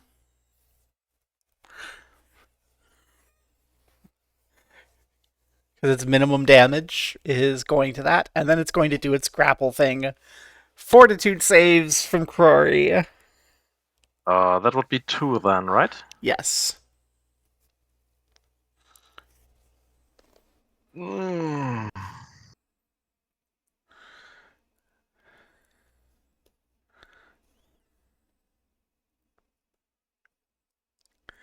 For a total of 8 damage. That means I'm dying. You know what? I'm willing to... Let's revise that hero points thing and change that from die to downed. I think that's going to be a better idea for this 2-person campaign. What shit? You already spent your hero point. Yeah. Oh no. Shion, you're dying. Make your d20. Hey, that's a flat d20. You need to wake up. Shion, you get your actions. You're wounded too. This is extremely swingy, this fight. Oh no. Oh dear is exactly the correct answer, Hawk. What do you want to do, Shion? Your weapon is in overdrive.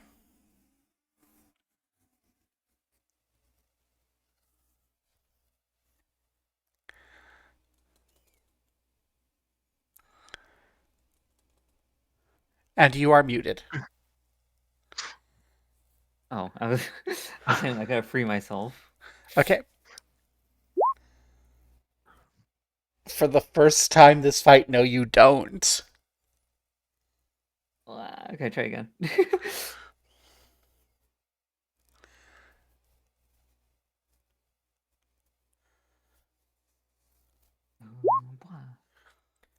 Okay, you're out. You're on your feet. Your weapon is in overdrive, vibrating, shaking, springs, everything. And stab. It's not that hard to hit. Yes, it is. This is my average roll.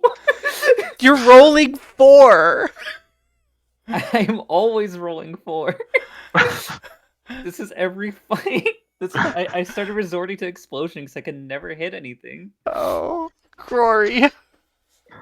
Flat D20, right? Yes, please make it. Yay. So I wake up, out of breath, still choked. I attempt to free myself. You get out, and since we've already established a 25 lets you land on your feet, you land on your feet. Nice. So that's my first action. Second action, get back into gun mode and shoot the pistol at this thing again. Hey, that's a hit. Dealing an additional, what was the slinger's precision? 1d4 precision damage. Okay, roll that 1d4. For 3 damage. And you have another action. Is it an aberration? Because then the Lesser Bane would trigger. It is an aberration. Okay, so now I need to find where the fuck the effect of the Lesser Bane ammunition was. Go Lesser Bane ammunition. Lesser Bane ammunition is a persistent poison. One. Persistent poison. You all just need to get away and not die for 4 rounds, and the aberration bane will do it for itself. Crary, what are you gonna do? That was like. That was. I had one more. You have one more action. The question is if we just want to run away. Everyone's at 1 hit point. Yeah, can I grab Shion and run away? I will allow it. Shion is light.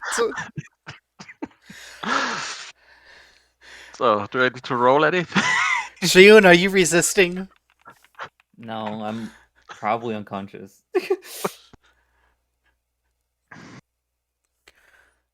So, grabbing her and booking it towards the elevator. Okay. Should I make a tumble through for that? It cannot actually attack you as a reaction. It only has 1 reaction. Which you have not triggered, and it's really mean. Oh, okay, then. But yeah, it does not trigger on movement. Yeah, let's go as fast as I can with Shion. Okay.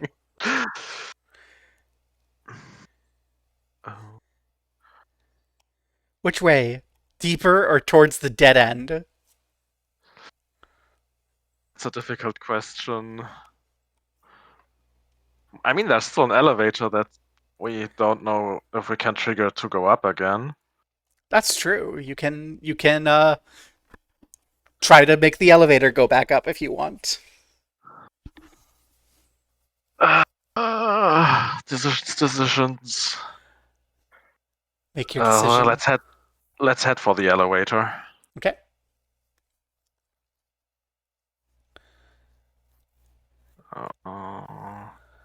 When I grab 2, it doesn't do the thing where it counts.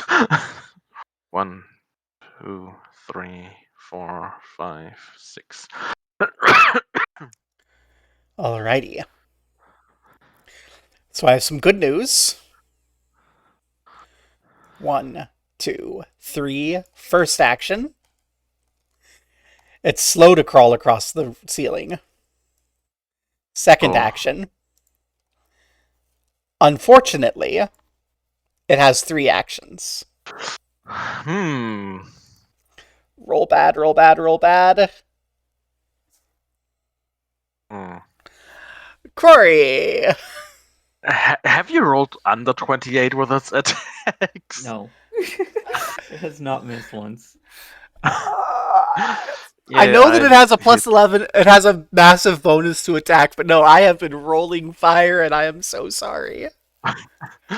Yeah, so I guess I'm dying too now. Crory is dying too.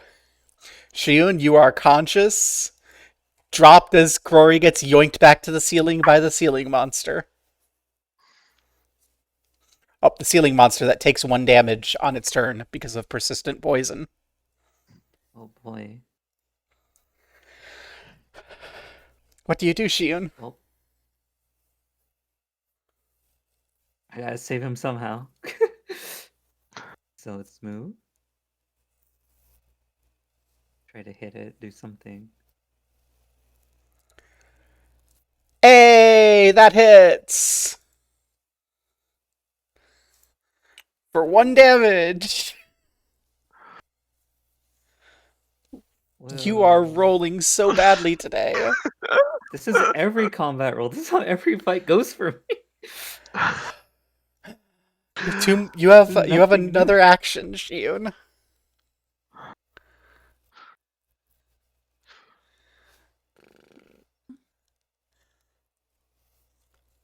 So I mean, you could attempt to attack again. Theoretically, you can succeed a second attack roll against it. Yeah, It's not that hard. it's very hard. Oh wow.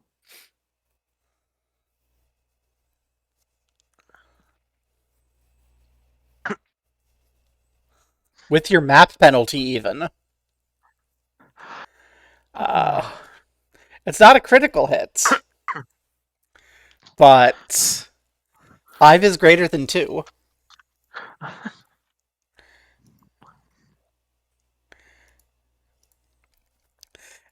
It falls from the ceiling, curling up on the floor like a weird floppy spider. Crory, make your d20 roll. Don't you dare fail with no hero points.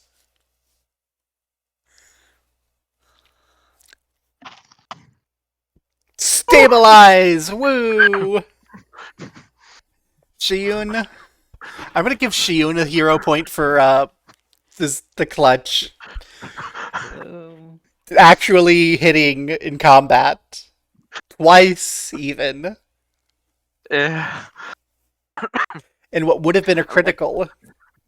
I can't just make it by a hair's width from the Google fever and then just get choked to death. Yeah, I legitimately went, oh, this thing is 2 hits from Crory and it's dead. Yeah, it's mean and nasty, but there's no way in heck that everyone's going to miss all of their attack rolls. Isn't that like all our fights? We barely hit anything. Uh, well, uh, yeah, you have a dead aberration there on the ground. Um, Oh, gross. it actually looks like it might have been starving.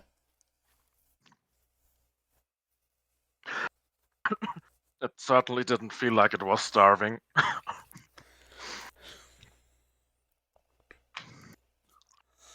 Wait, you're gonna hate me. Don't tell me you forgot to apply the starving debuff. I did. That would have made all of its attacks at a -3. Which would have still hit with all of the 28. And all of its damage. And all of its damage would have been 2 less. And its constrict would have had 2 lower save, which the constricts would have all happened. So I think the main change there would have probably been Shiu not dying that one particular round. Which round? The first time that you died. Yeah. Yeah, it would have been fine. Well, And also its AC would have been 1 lower. But none of you missed by 1, so. So you're gonna hate me. I forgot to apply the starving debuff, and it didn't matter. I mean, can we get more XP this way? Yes, I will give you the XP for the full creature. Let me up that XP. Oh my gosh. In fact, so far, I'll just give you. You have obtained 92 experience between the trap and the creature. Hooray! I think still puts you on track to level up after killing the big worm.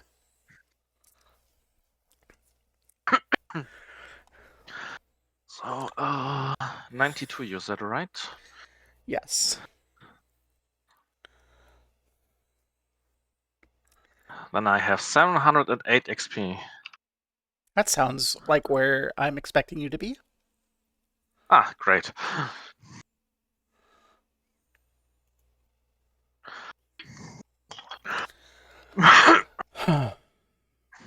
Well, you now stand at this area on the verge of death again. Well, am I already standing again? You don't have to be. I mean, there's some time that I probably take until I wake up.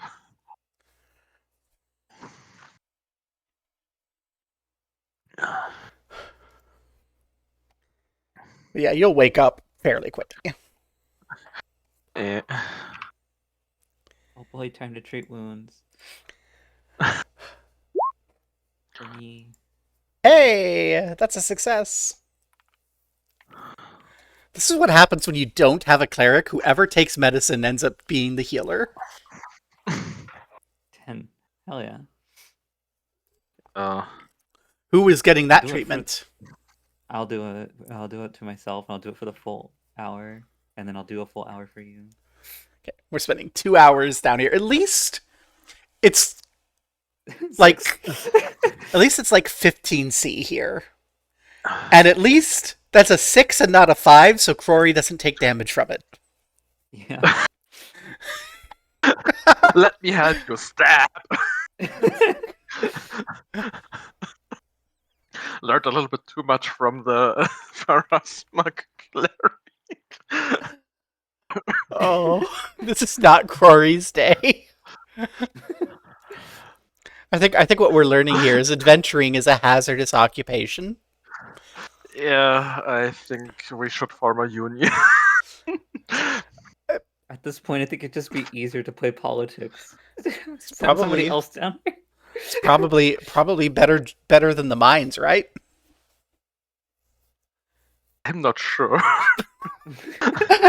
like it's getting to the point where Crory actually starts wondering if picking up this job was really a smart idea. I suffered in the mines, but I didn't nearly die every single 2 hours. Yeah. On the other And hand, you know, you're the jail cells had some form of bed. okay. On the other hand, how much money have you made so far? Enough Oh. for Corey to waste it all over a week. So we haven't really made much. We're at like 200 silver, what we found last session or the session before. Yeah, and you've only spent like 20. You're making money on this. Depending on how much we need to spend on healing. You've made like 3 months of pay in a week, and only almost died like 5 times. Mm-hmm. You'll get the hang of this anytime now. It's fine. Yeah. Well, she learned swimming, so. Do we have any objects that would fit surprisingly well into the clasped hands of the statues? I don't think so. Anything maybe about the size of a goblet or so.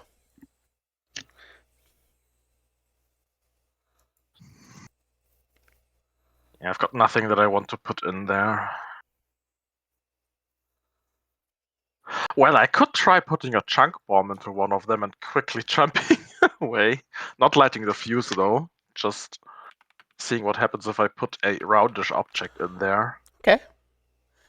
The junk bomb starts to kind of float, hovering above its hands, buffeted gently by the wind. Hmm. Yeah, I'll put the chunk bomb back into my inventory.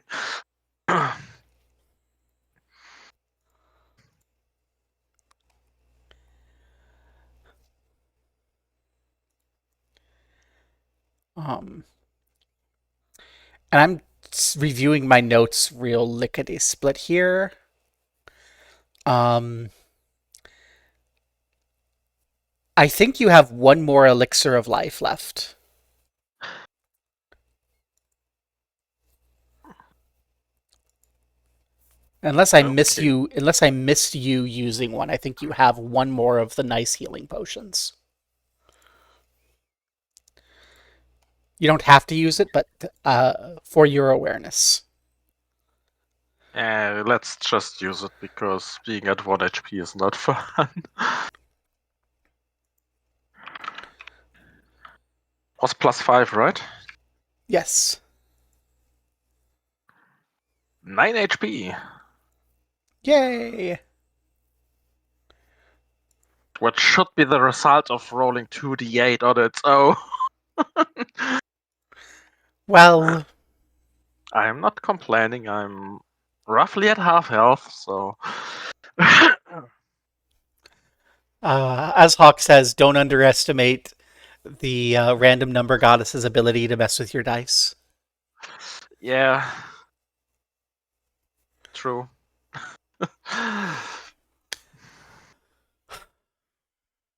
I think Odia is the perfect encapsulation for this entire session. Oh dear, indeed.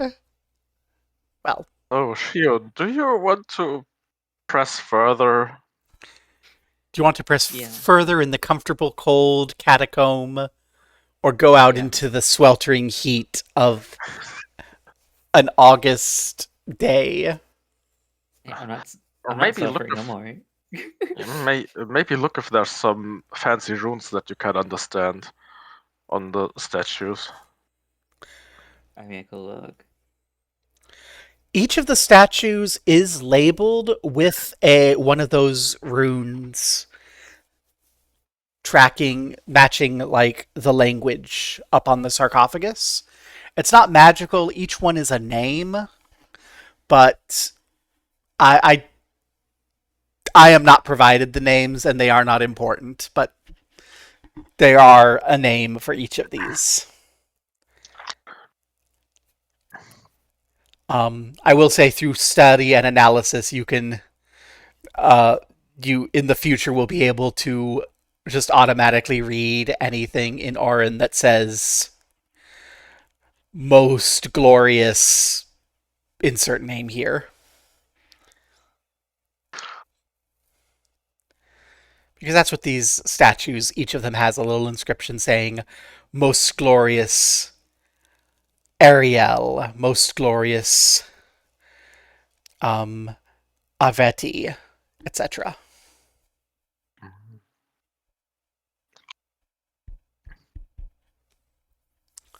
Um, one of them does have a symbol that you recognize.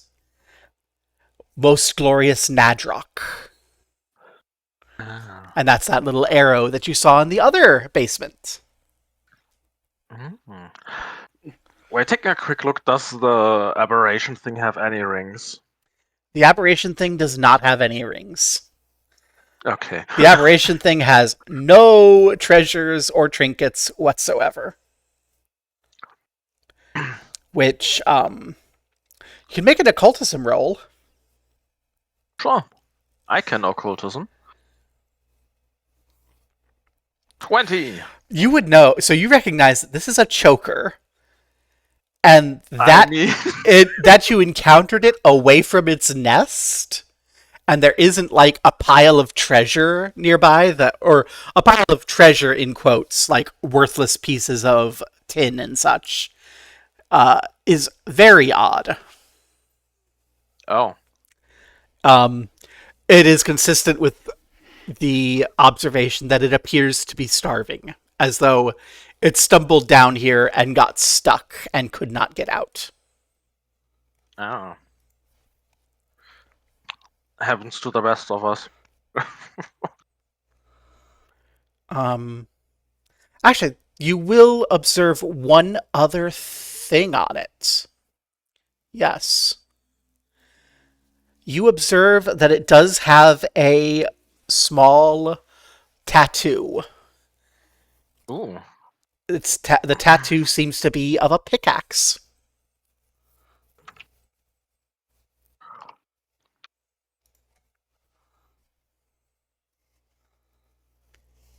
So that must have likely been a person before. You would know already from that roll that chokers do not come from being people. Oh, Not unless some powerful wizard is involved. okay.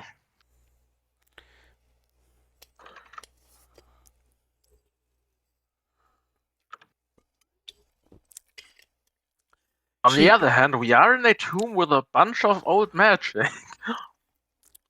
That is true. Seika, is Shiun doing anything while Crory is poking at the dead body of the thing that almost choked you all to death?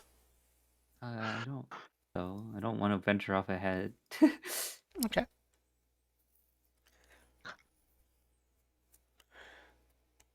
So, hey, Shion, have you seen this thing has a tattoo? I didn't know Cool. chokers had tattoos. I point at the pickaxe tattoo. Would I know anything special about that? Are you trained in religion? I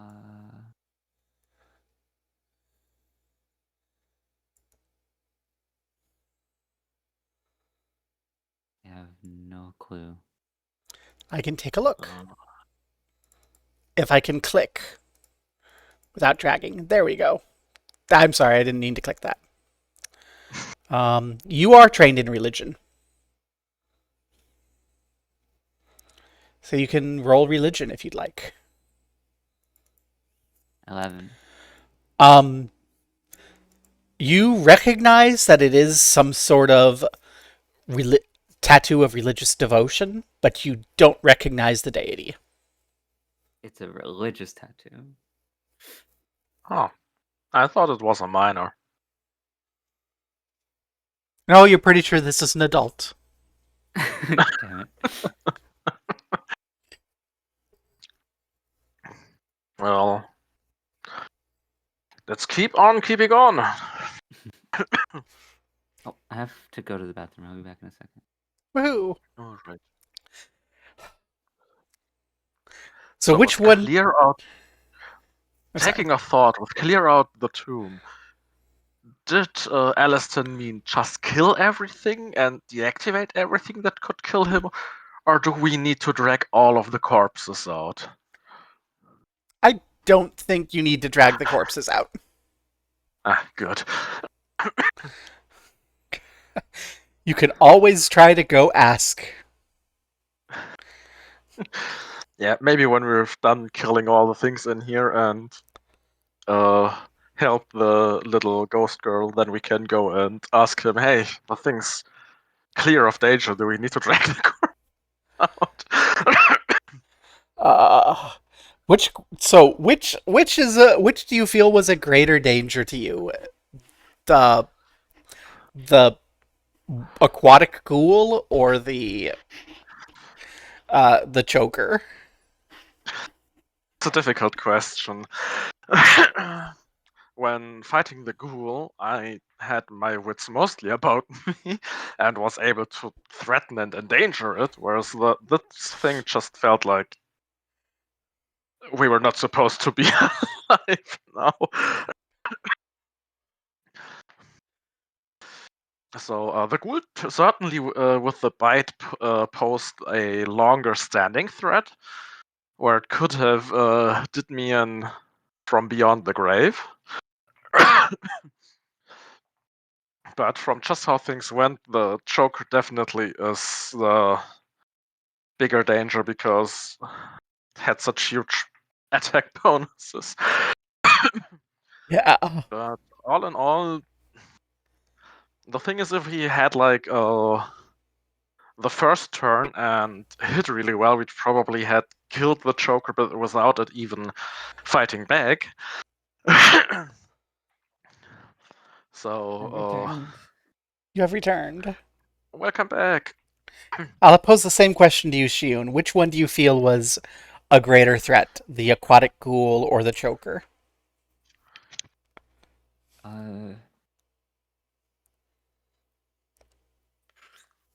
I feel like the, the aquatic thingy should have been the greater threat, but then this one ended up so much worse. Okay. The thing with the aquatic ghoul is that it also kind of had a. It felt more like this is a boss or mini boss encounter, whereas this thing looked like some random schmuck, and for some reason it's always the random schmucks. Yeah. Oof. Well, you are in the hallway. Yeah. Let's walk down, but keep our heads up and see if there's more things hanging from the ceiling that want to murder us.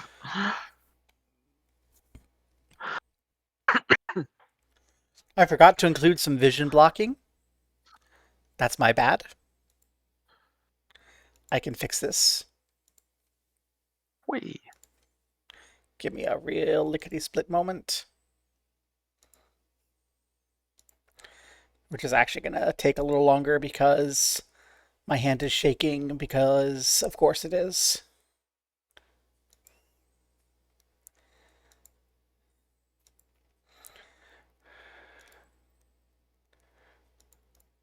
Okay. There we go. So a couple things. First, you can feel the temperature start to get much, much colder as you approach the south of this hallway.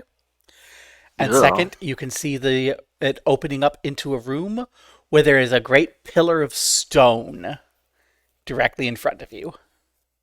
Oh.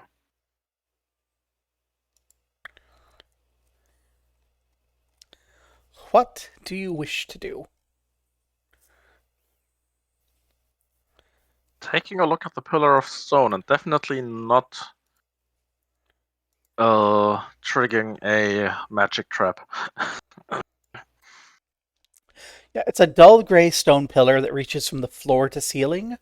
You can see that to the either edge, the room opens up. Over here, there's a sort of brown gunk all across the floor. The gunk remind us of the gunk with the spiders.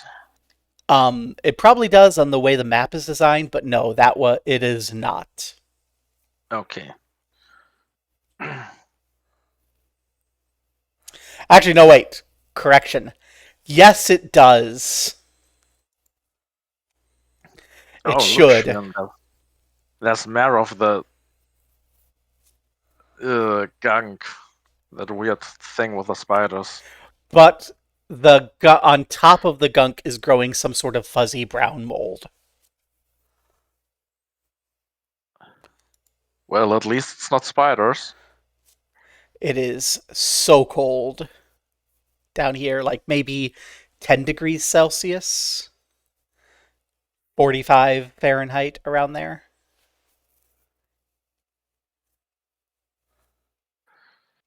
Yeah, Crowley starts to shiver a bit and pull his clothes tighter.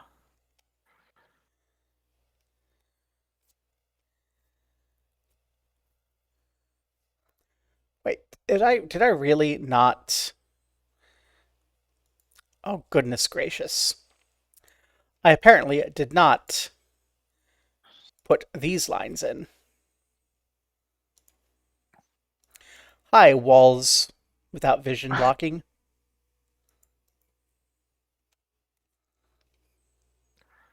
There we So go. let's maybe look at the stuff that isn't covered by mold. Oh, you don't like our mold? Not a big fan of mold. I'm sorry. Damn. So as you approach, you can see that there's a niche in the column that extends from the floor to the ceiling. Um, you can see that there are hooks in this niche on the sides here that are designed to hold tools. Those are currently empty, and two boots extend out from underneath the pillar in the center. Ooh, boots.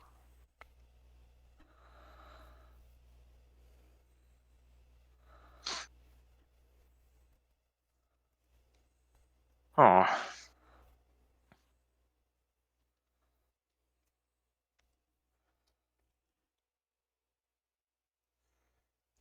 Oh, indeed. And excuse me, there are in fact tools hanging from there still. There are three Oh. tools that are hanging from the tool hooks. It looks like two sticks and a monocle.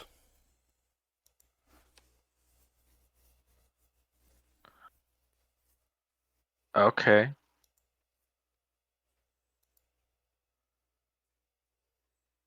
Probably shrugs and turns over to this thing. Alrighty.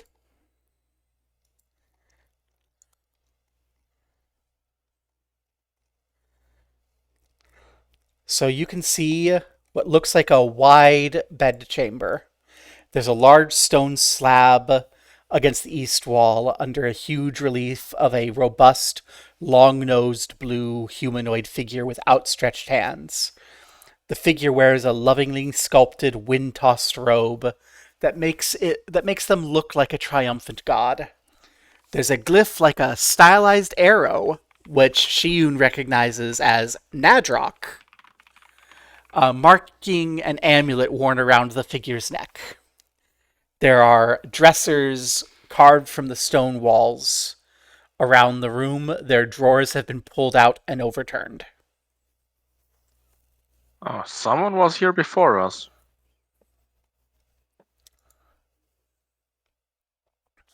Yeah. Do you think it was that weird thing that looked for something to eat in here? I enter the bedroom. And I want to remind you that there are boots peeking out from underneath the wall there. Peeking out in the sense of that their boots could be attached to something? Yes. Oh. Hold on. Let me peek at those boots. There are, in fact, skeletal feet inside those boots. And are they going under the wall? They are.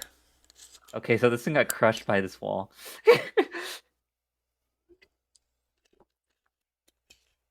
I'm gonna take the Oh. boots. They are normal leather adventurers boots. A Oh, little damaged because you have to yoink them out from under the wall. And there's some gunk inside them you probably want to clean before wearing.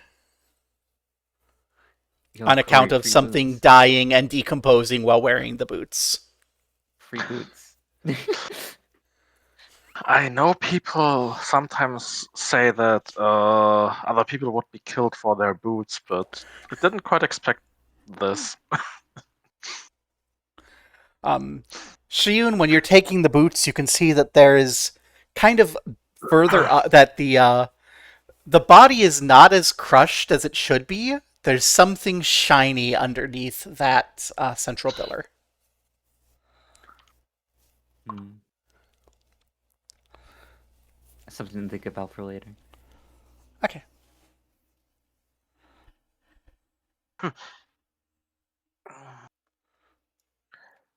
Oh.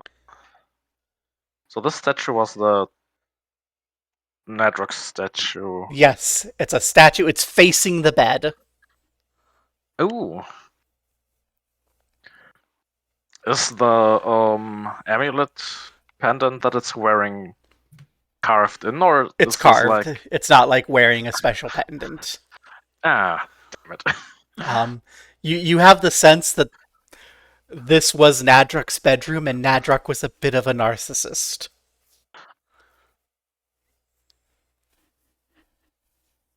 Yeah, I take a look at the dresser if there's anything in there that hasn't been thrown out.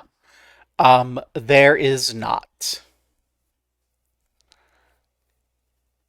Any valuables were raided out of here a while ago.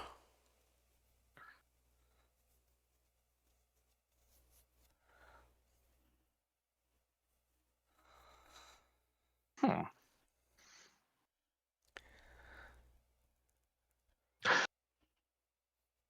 I'll run over the bed and see if it makes me tired like the slabs with a statue in the other room.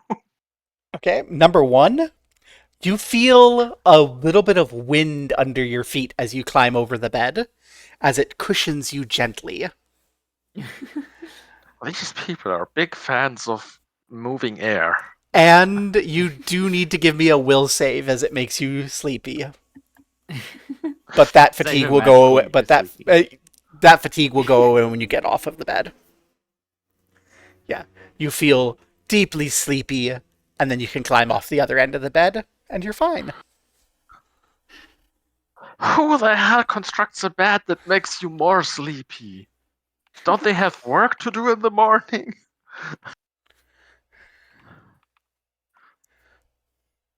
Considering they have a statue for themselves, they probably don't have work to do in the morning.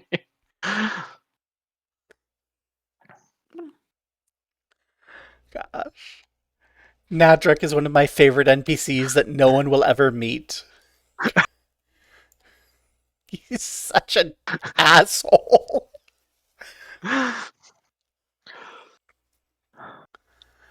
Well, what do you all wish to do? Crory will take one of the blankets and cut it up to just wear it because it's kind of cold in here. Sure. Crory, we Crory can take this nice silk blanket and wear it as a coat. Right.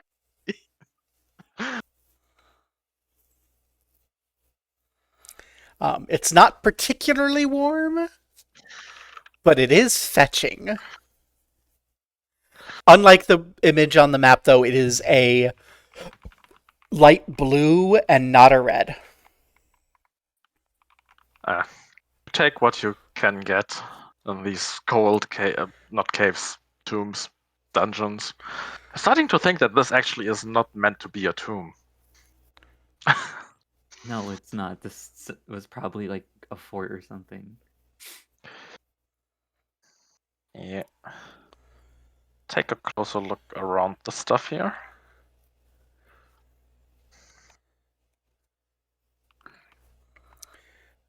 Okay. You see an alcove to the south.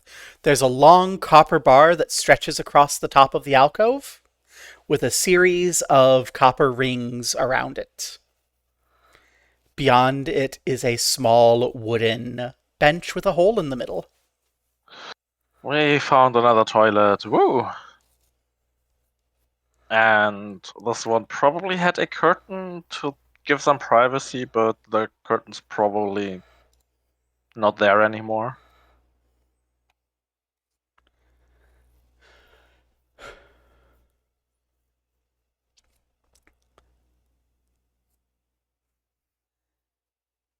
And when I turn around the wall, I can see the mold-covered gunk. Yes, and as you approach, it gets colder and colder and colder. Are you sure you want to walk that close?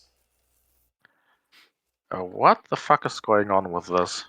This is getting colder than it is supposed to be. Magic.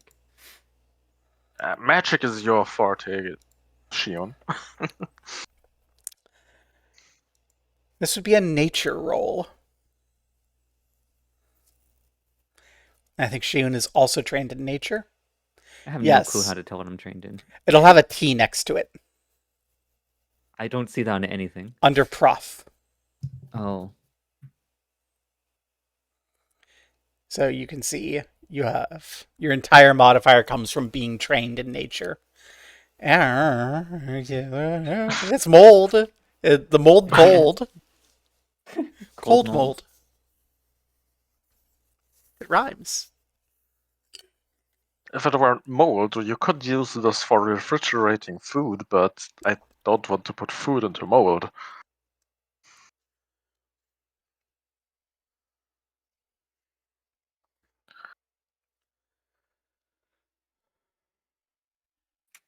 Oh my god. I take my cat off my lap and then she runs away and comes back. But from a different direction, like that changes it. Yeah. Crotchley carefully approaches the cold mold. Okay. It drops very rapidly to below 0. Ugh. And I need you to make a fortitude save. Crory, you are fine. Shiun, you've also approached close enough. I need a fortitude save. You are also fine. It is deathly cold this close to the mold. It is not Do good for you, your health to be this close. do you think there's some magic glyphs making this colder as the other magic glyphs made the other gunk overflow? Probably. You see no magic glyphs. We'd have to probably get closer to find where it's coming from. Hmm. I don't want to. Yeah, neither do I. Do we have anything that we can use to burn this stuff? You want to take 5 steps back? Sure. All right. Let's make my sword explode. Alrighty. Okay. As the fire touches the mold, it begins to grow rapidly across all the surfaces towards you, and a fringe of ice rolls across the floor. Okay, What so that the was a bad actual idea. fuck? Please take 10 cold damage. You may make I a love fortitude losing. save with a basic fortitude save. Yeah, you take you only take 5. Hawk the Okay, I chat was like, gonna oh shit, I say remember this. Oh shit, I know what this is. Oh no. I love taking over half my damage in one. Yeah, you only take 5. You only take 5. Okay, Uh, so don't do that. um, What just happened, the Fiona? mold is now. Let me use a brownish orange to represent the extent of the mold because that's the color it actually is. Put it on the map layer. So, and it would have expanded down here because of that. So, you're both probably closer than you want to be to the mold of cold.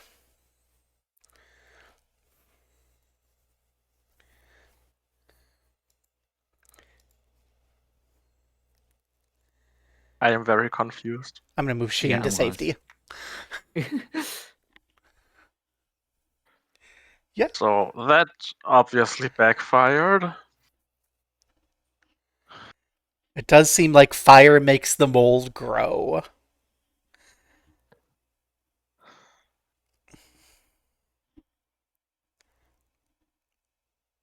So what the opposite of fire event maybe make it ungrow?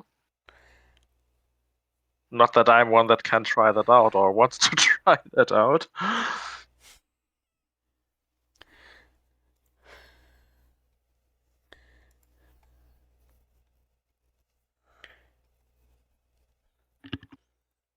Well, it is certainly a thought. I'm sorry, I have to throw my cat out. Give me a minute. Good luck.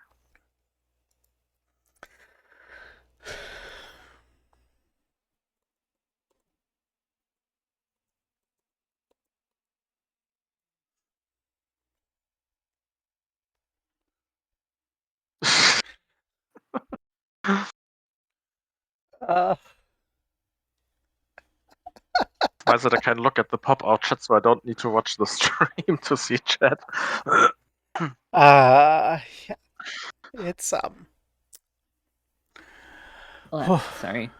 welcome I have a back. cat who absolutely loves me. Unfortunately, it means she gets annoying. I have one of those too, but it's also a girl. And she brings me water and tells me to hydrate. You hydrating. That's a good thing to do. So, what do we do with a mold of coal? I don't know.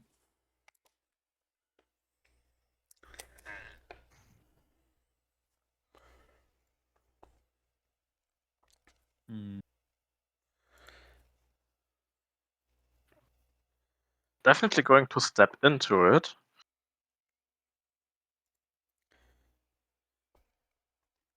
If you approach closer than 5 feet, you'll need to make a fortitude save.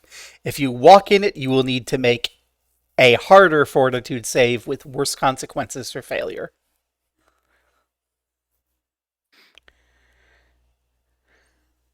Yeah.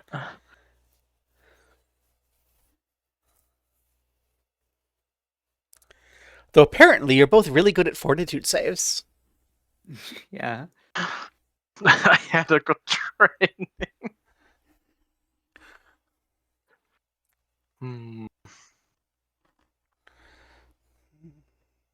Could try to shoot it with my pistol. Not sure if that does anything. You can certainly try.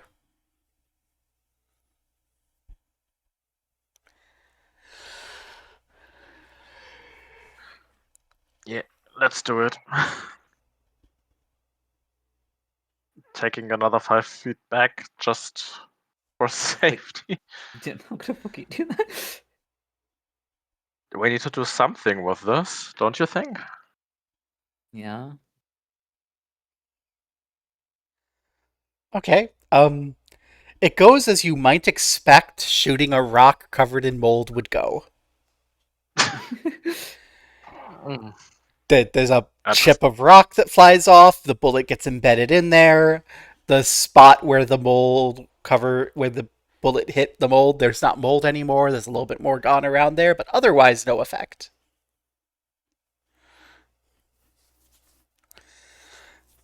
yeah, thought Hmm. as much. Well, that thing back here, since we're not making progress over there. You see the skeletal legs, you see a little bit of something shiny if you get down and glance under this pillar. Seems like the body stopped the pillar from hitting the ground all the way.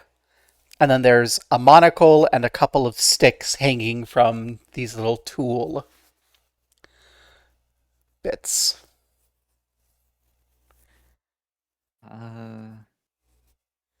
Can I look around for some way to raise the pillar?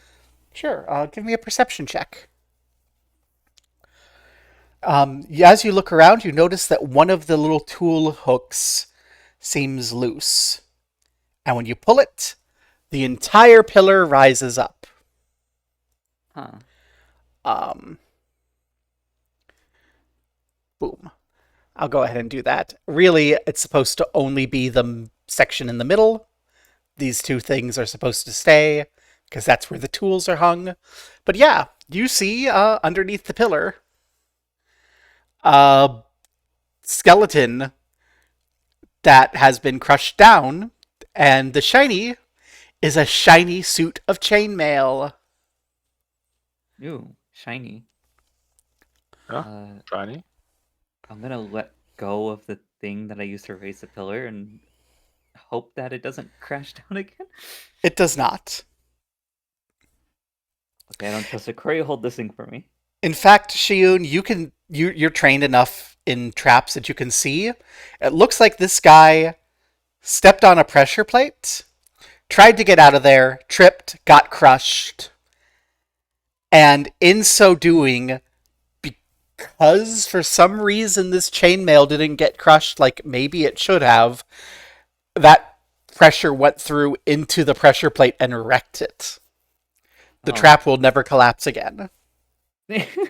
This guy just had a monumental failure so badly it broke the trap. Something like that. Fascinating. Alright, let's search this guy. This guy Yeah, is this guy. wearing the shiny suit of chainmail and has a bag. In the bag are 6 statues, 3 of which seem to have been crushed in the trap going off, and 3 are intact. Each of them looks to be a statue of a building Oh. made out of a smooth blue stone. Each of them is much lighter than you would expect for its size. Fancy.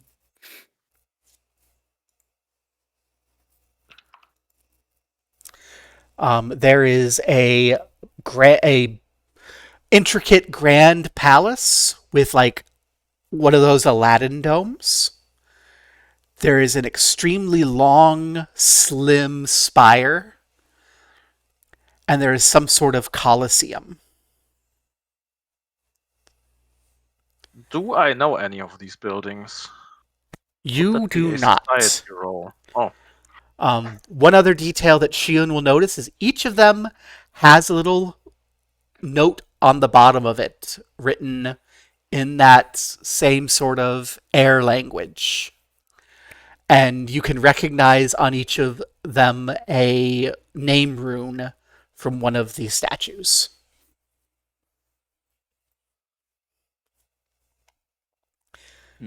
You would need to make an Arcana check to try to deduce more. 11. Yeah. These are not magical, so even though there's some relation between their language and their arcane runes, you're not a linguist. You can't decode this. But you can tell that they are not magical. Just labeled. The body also has on its hand a completely crushed and ruined ring with a little compass. Stupid rings. yeah. They have like a whole army in here. Or had.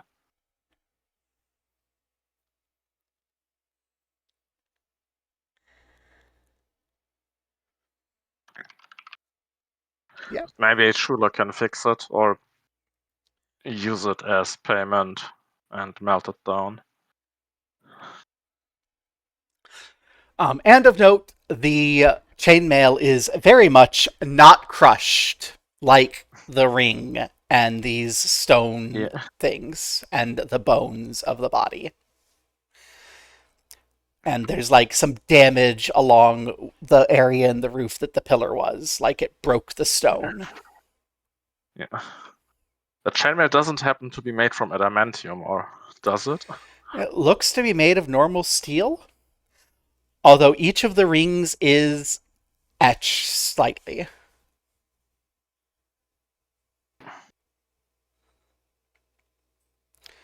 Shiun will recognize an arcane rune.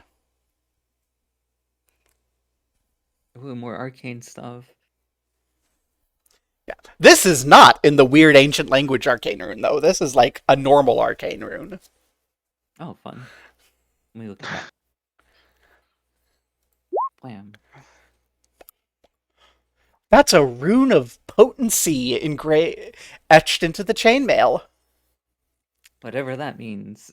It means that it's a suit of chainmail with a +1 additional AC, and Shiyun with Arcana and Crafting could theoretically take that rune off of the chainmail and transfer it to another suit of armor.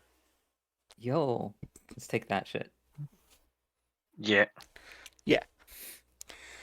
It's like modern magical armor. Meow, meow, meow. You,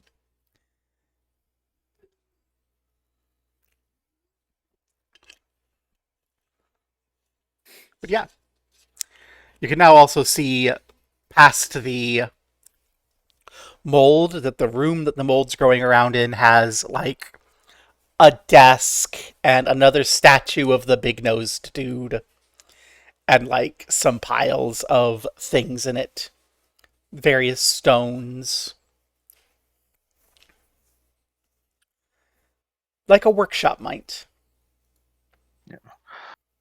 So this place was a magic statue workshop.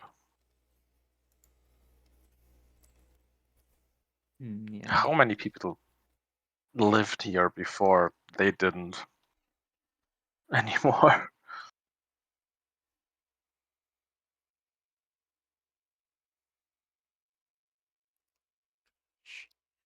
Imagine if someone in the party could read this ancient language.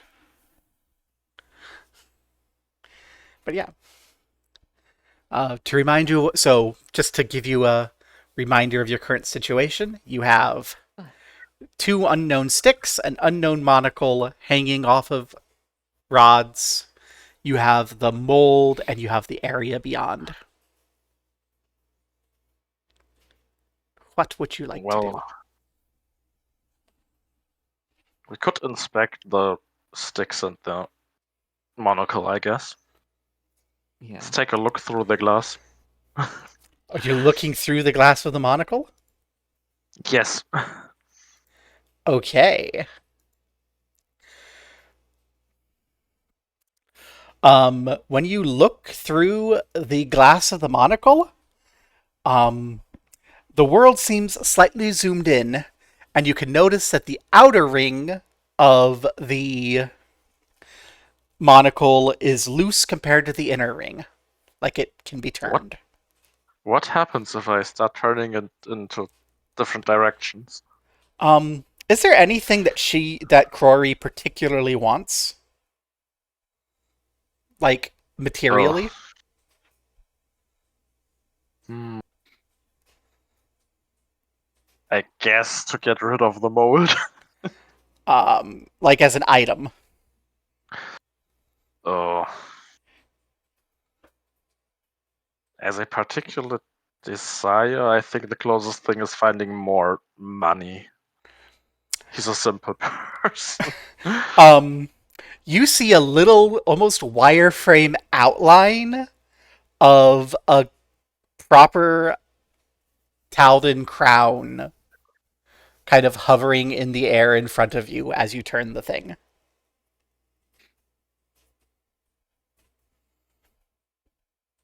Shiyun, you can see as Corey turns the thing that arcane runes start to glow around like the sound sides of his head. Huh. Cool. Try to carefully grab the wireframe money coin that I see. And Shiyun, you can see Crory reaching out and grabbing at thin air in front of him. He's gone crazy. I turn it a little bit more, seeing if I can make the thing look more real.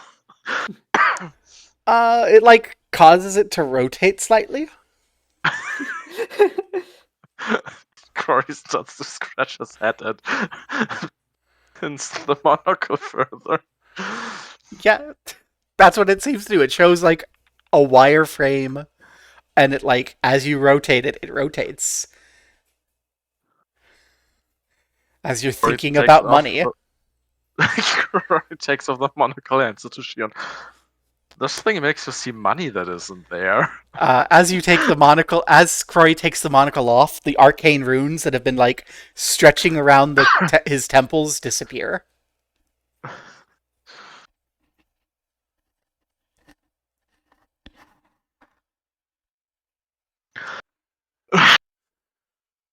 I love these magic items. They're so cool. Yeah, Corey heads it to Shion. Do you want to try out the non-real money seeing monocle?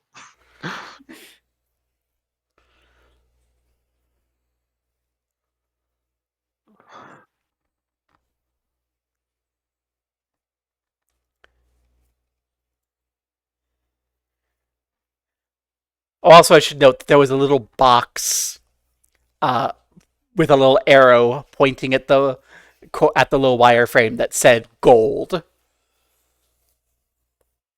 when you were Oh, looking at it.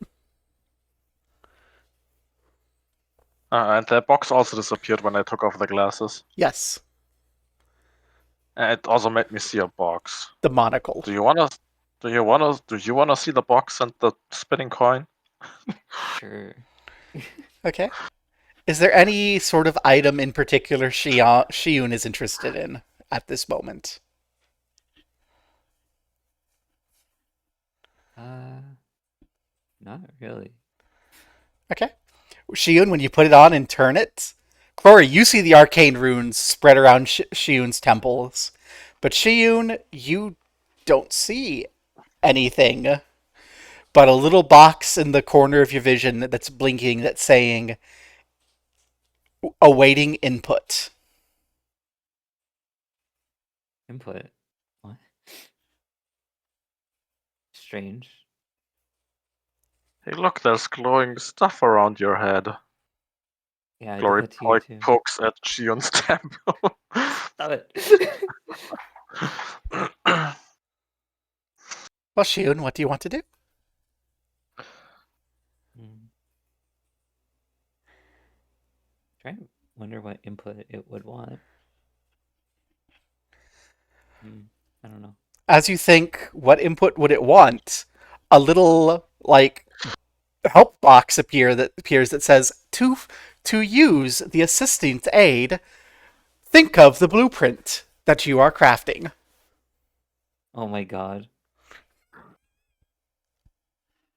We found ancient Siri.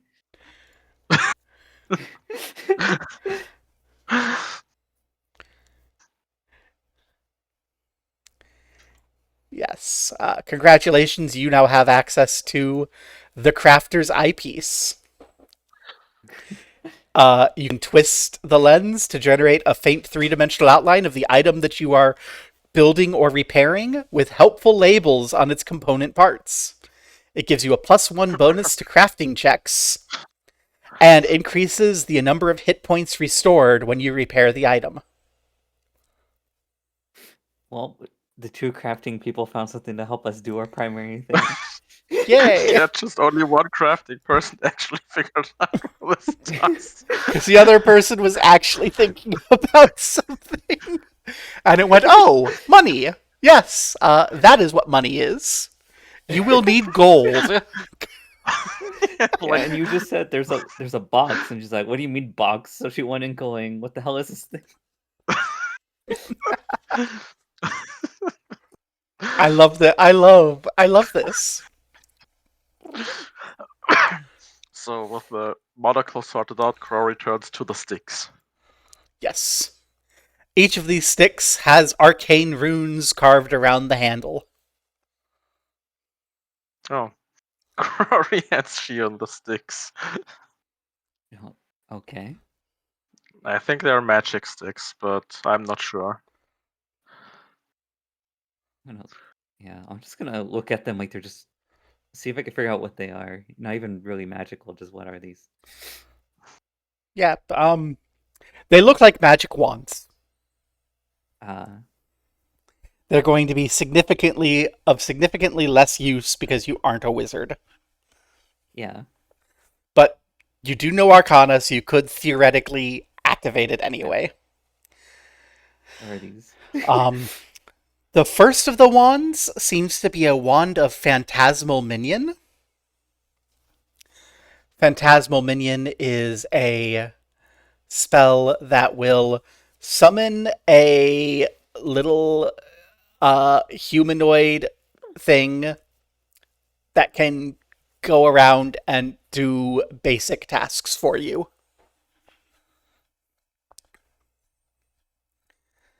Huh.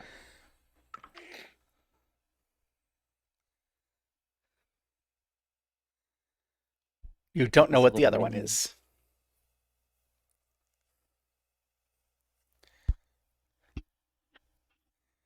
You'll have to make another check for the other one.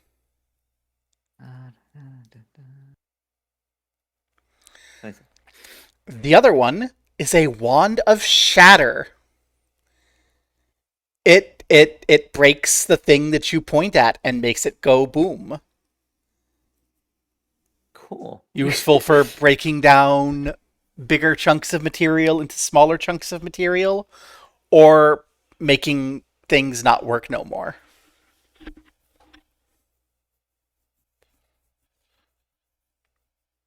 Awesome. Um, you will actually note neither has full charges. They've both been used. The Wand of Shatter has been used a lot more. It only has 7 uses left. The Wand of Minion has 16. Damn.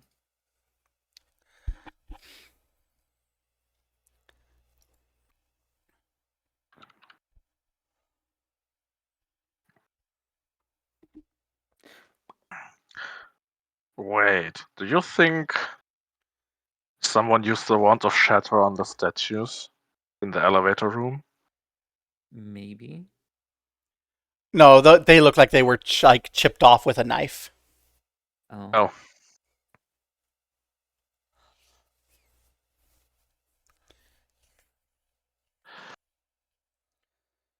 And the smoke thing basically stops where the pillar was down? Yep. Hmm.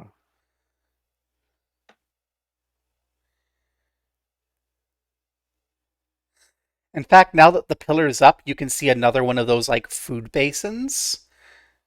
It looks like it got knocked over when the pillar came down. Oh.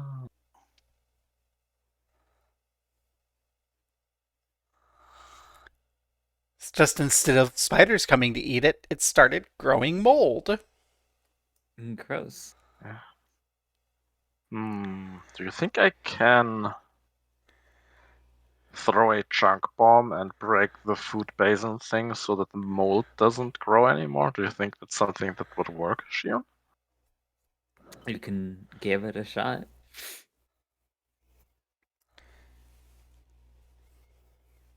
Yeah. Yeah, sure, Chunk that'll bomb, work. let's go. Yeah, that'll work, sure. The mold is still there. It will take a while to consume all of its component materials and perish. But yeah, you're now safe to come back in 2 or 3 years and explore that room. Hell yeah. Okay, let's take a few years break and come back. I think that our money might run out in a few years.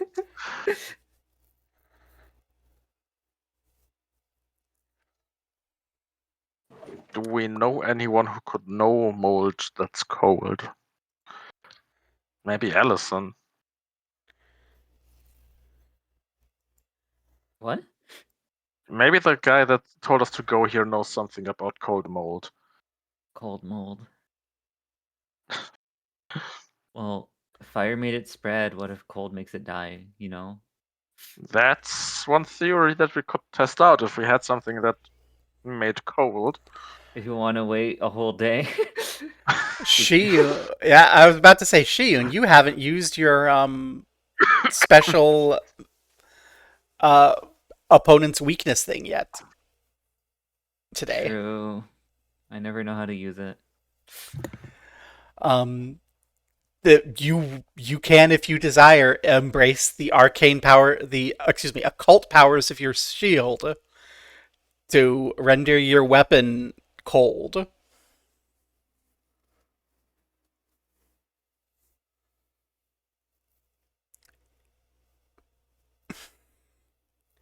I don't think that's what they intend, but I will allow it. Okay. You now have a weapon that is radiating deep cold. Yeah, let's try not to die before I can freeze this thing. Um, the mold starts to perish with with your swings. Hell yeah. I'll need you to make a fortitude save each round to avoid getting fatigued from the cold. But with each round, you can clear out like 3 squares. Hell yeah. So that's 1, 2, 3, 1, 2, 3, 1, 2, 3, 3, 4, 5 rounds to clear everything out.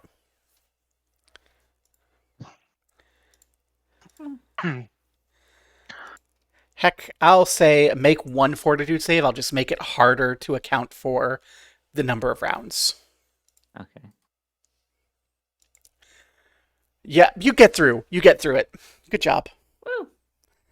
Look, I did it. Oh, On Dual fascinating. Dance. Congrats. You dealt with a mold. Yay. Hell yeah. I dealt with the mold twice. True. Call me Shion the Mold Slayer. You know that I got this. So, this chamber has a light along the top that makes it glow with what looks like natural sunlight. It illuminates a series of work tables, vases, spinning wheels, and blocks of unfinished marble that identify the room as a sculptor's workshop. There's a huge, unfinished statue of an imposing, bare chested warrior wielding a staff like rod, dominating the north wall. Um, this hairless figure looks to be the same one depicted on the sarcophagus upstairs, or similar to the one upstairs, but it is clearly a different person. Against the south wall, there's a short red metal pedestal, upon which is a jet black stone egg marked with an equilateral triangle with short hash marks through each leg. So that's the stone egg with the gold marks laid across it. This is the unfinished statue of the man holding a rod.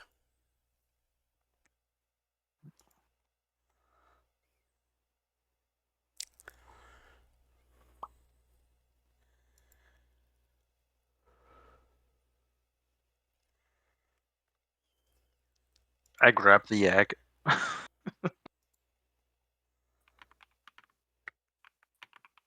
Egg. As you touch the egg, do you pick it up off of the table? Yeah, that's the intention. Okay. As you do, the gold falls off, and the egg begins to shudder in your hands and twist and flow like liquid. I drop it. Ew. And as it does, it stands. I have not found anything I really like for this. And the free asset isn't free anymore. No, I should have used it while I had the chance. No. Oh no. Well, that'll do.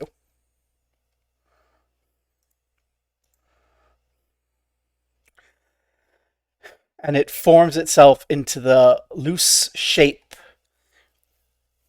of a man. Ow. And as it does, a mouth opens and a horrific sound of grinding rock echoes forth from the voice. Oh. What do you do?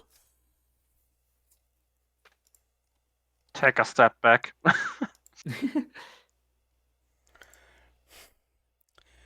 It looks slightly annoyed at you and then repeats its grinding, grimacing noise.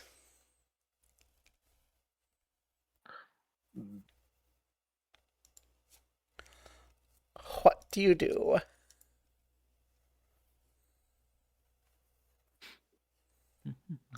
I don't know. I don't understand stone. Talk to stone. Well, you can't just talk to stone. Can you talk to stone? Why would I talk to stone? Don't be ridiculous. And as you continue to babble, it grinds its mouth once more in what you're pretty sure is anger as it moves to be more less friendly. It's attacking Oh no. you.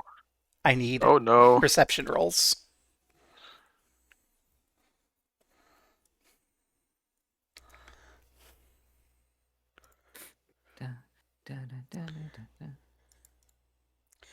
So there's some good news.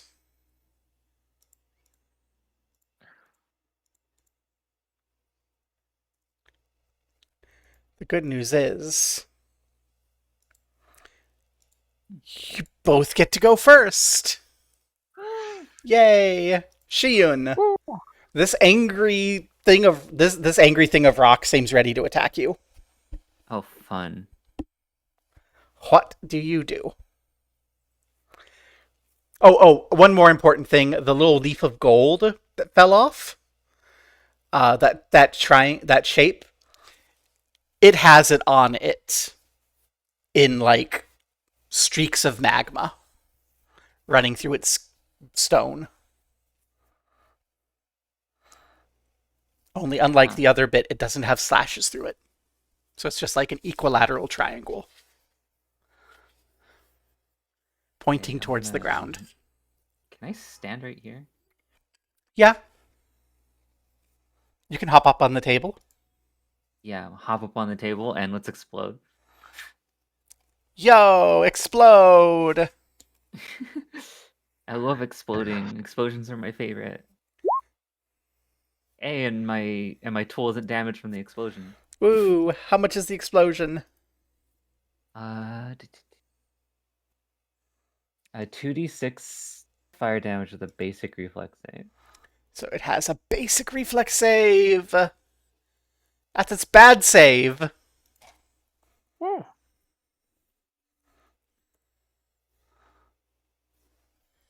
Not woo. Bad save does not mean roll a 17, Barb. Oh my god. It's only going to take half damage.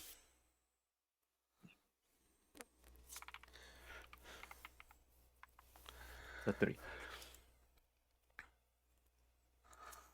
And that's my turn. Okay. Crory. I move over here, load my pistol on my rapier, and shoot at the thing, preferably at the triangle. All right. That will hit. Ooh. And It will not hit moving 1d. forward, but it will hit for now Okay. because it's standing there. It hasn't moved. 3 points of damage in total with the slinger's precision. Okay. You embed a bullet in the stone of its chest. And I reload. And you watch as it pushes the bullet out of that area automatically.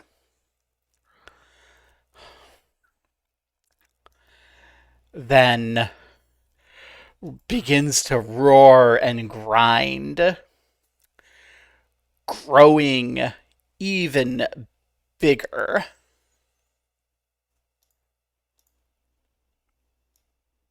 That's not the bigger button. That's the bigger button. Oh no.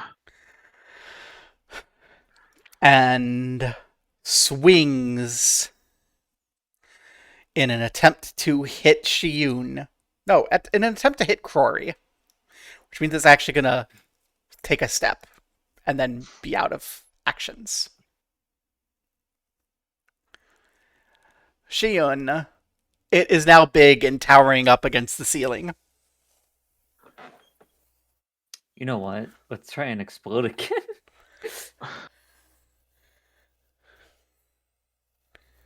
Damn, that's the last of my explosions for the day. Aw. But you still Wait, get so to let's do make the this one. damage, and it still rolls Yeah. its bad save. It critically fails its save. Which I think means it does double damage. Let me double check that.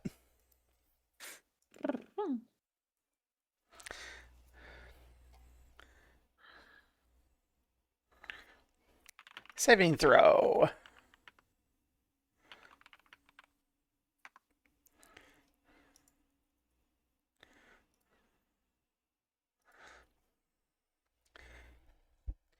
Could these rules be all in one place?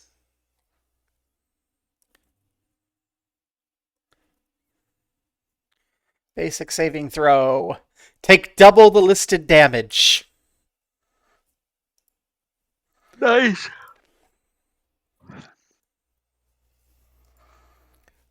It shatters.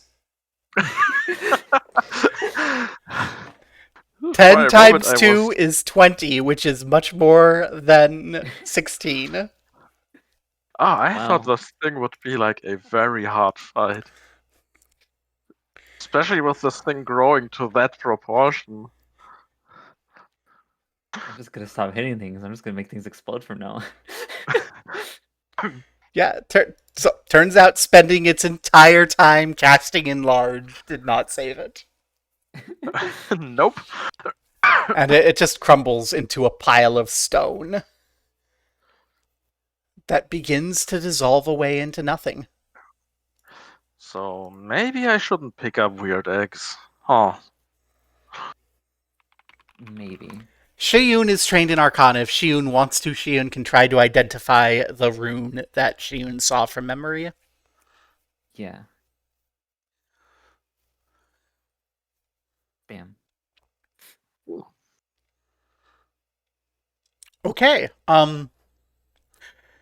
So Shiyun, you recognize that the rune is that the rune represents a king of the earth elementals, in particular servants of one of those kings. And those earth elementals were involved in the attack on the Isle of Kortos in the Age of Myth that left the great scars across the landscape and created the mountains that Diamond Lake is nestled within. The slash marks were marks of binding, keeping it trapped within the egg. Marks of binding that would have needed to be renewed regularly, that clearly weren't. Ah, I see.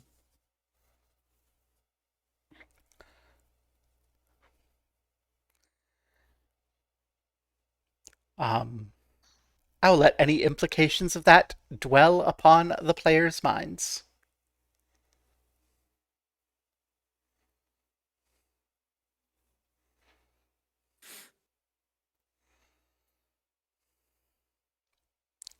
Hmm.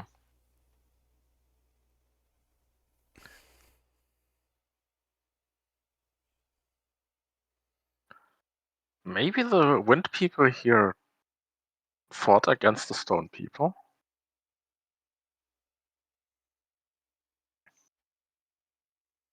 Maybe. I don't know. Neither of you are historians. You wouldn't know off the top of your head. Nope. No. You don't have the appropriate lore skills to remember. Nope. Unless these things have built mines, then I don't. Nope. So these things here are just like splinters and Big chunks of parts marble. of the. Yeah. Like big chunks of marble that are maybe 15, 20 pounds each. Hmm. Would they be worth anything? They are nice chunks of marble. That's not what I was trying to click.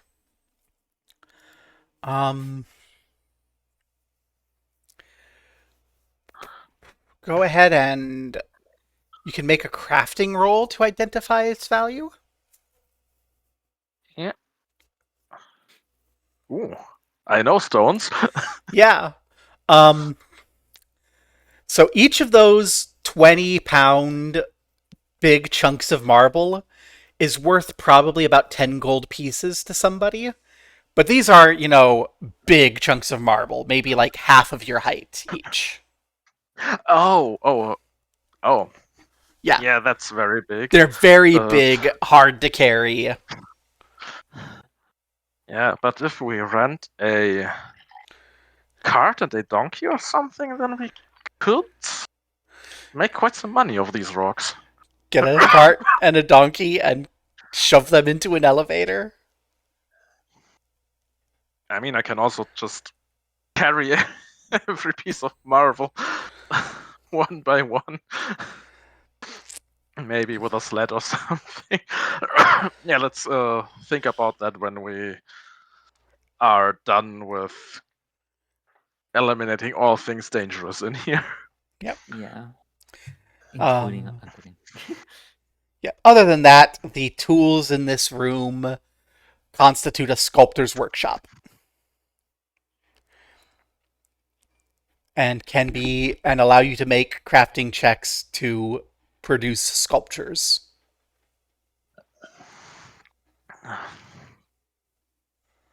That's not really a craft that Crory has been thinking of getting into, so he'll just mark the tools in his head as another thing to carry out of the thing before leaving it to the quest giver.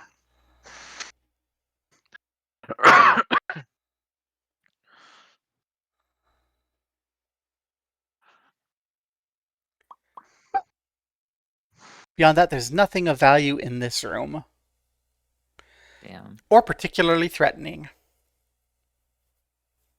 Yeah. So I guess the only thing that's left for us to check out is the worm and the ghost child. Okay. Oh boy, worm. Do you feel up to worm? I'm not feeling up to worm. You're Not not feeling today. up to worm? No. Okay, No. that's fine. I've died. I've nearly died enough times today. Yeah. I was thinking that would be a great thing to end the session on, but also I am also feeling fatigued. So Yeah. next time, worm. Worm. We put the Next worm. time we get to the Finally. worm. Finally, we have worm in Age of Worms. Yeah. Any questions, comments, or concerns about this particular session beyond, oh my god, chokers? And be honest, a choker. The choker choked her. That was... If that's all right and not spoilery, I'd like to know more about the mold of gold. Yeah. It's just brown mold. It's a naturally occurring mold that feeds on heat and exudes cold as it sucks heat out of its environment. Oh. Oh, okay. I was wondering why something cold would be weak to cold. Yeah. So it's just a thing that exists on the Pathfinder world, and that probably people who aren't as dumb as us would know about. Yeah, it's a thing from D&D that still exists in Pathfinder because they used it in Iron Gods, which I think is where Hawk remembered it from, was from our Iron Gods game, where I think the brown mold nearly wiped out the whole party.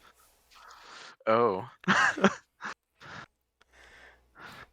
Well, then I guess we were lucky that we figured out how to deal with this so quickly. Oh no, they were just really dumb. Like, brown mold is one of those threats that is not really a threat unless you, like, Unless you try to burn it down. yes, repeatedly. Like, burn it once, you're like, oh shit, that hurt.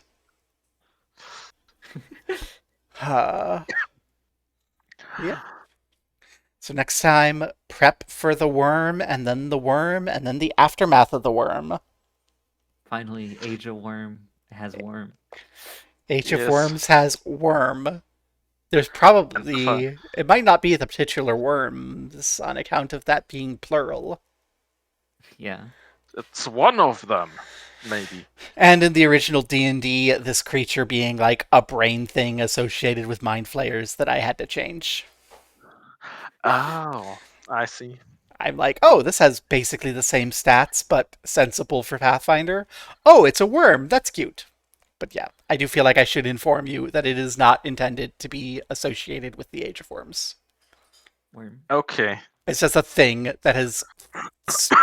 It's a thing that's wormed its way into the tomb alongside several other things that have wormed their ways into the tomb because this has been here for centuries. Yeah. But that means for next time, crafting a bunch of anti-aberration ammunition. Did anyone take the chainmail? I did. Oh, Okay. yeah. Is anyone going to wear the chainmail? I don't know. Because Chainmail is medium armor, or I think you're both capable of wearing chainmail. yeah. Let me take a look. I don't want you to Guns. be facing the worm and forgetting that you have a magical suit of armor. Yeah. So the gunslinger has proficiencies. Medium armor, okay. And And the chainmail is a chain shirt. oh, yeah, So that means that it's even light armor. so it's AC bonus +2, Dex cap +3, but it actually has a +3 AC bonus because of the magic. Yeah, so only question is which one of the two of us wants to wear it. I think I have a higher AC at the time being with 18. I also have no range. Yeah, then maybe you should wear the armor since I can shoot. Ooh. Shiyun has magical chainmail that has bits of red paint still stuck to it that have mostly been knocked off by the trap.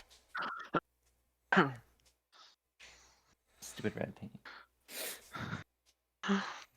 In case it's not clear that all these bodies are parts of the same adventuring group, except for the little girl.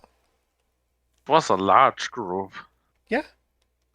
Like at 12 rings now or something? Uh, 1, 2, 3, 4, 5, 6. Should be 6. Ah, okay.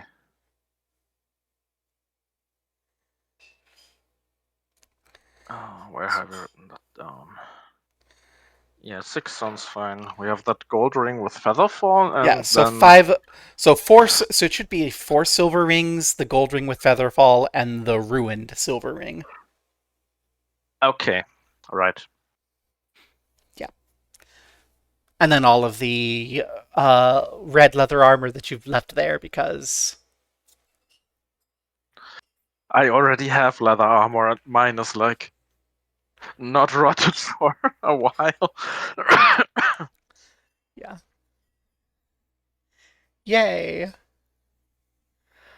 Let's look to see who we can raid, because we do have people here watching, and we should drop them somewhere. Malekek, no, you left. And I'm gonna hop out because I have chores. Bye bye. You have chores? Okay, don't leave stream. Okay, Let's raid, bye. escalate our numbers. Yeah, I'll keep stream open. Let's raid Blobber, who's playing Star Wars Episode 1 Jedi Power Battles. Oh, that's a great game. I know that. I've played that in the past. Woohoo!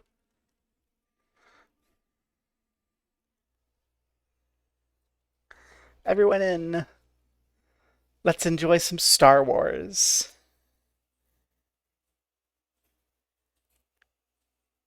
Peace. See ya.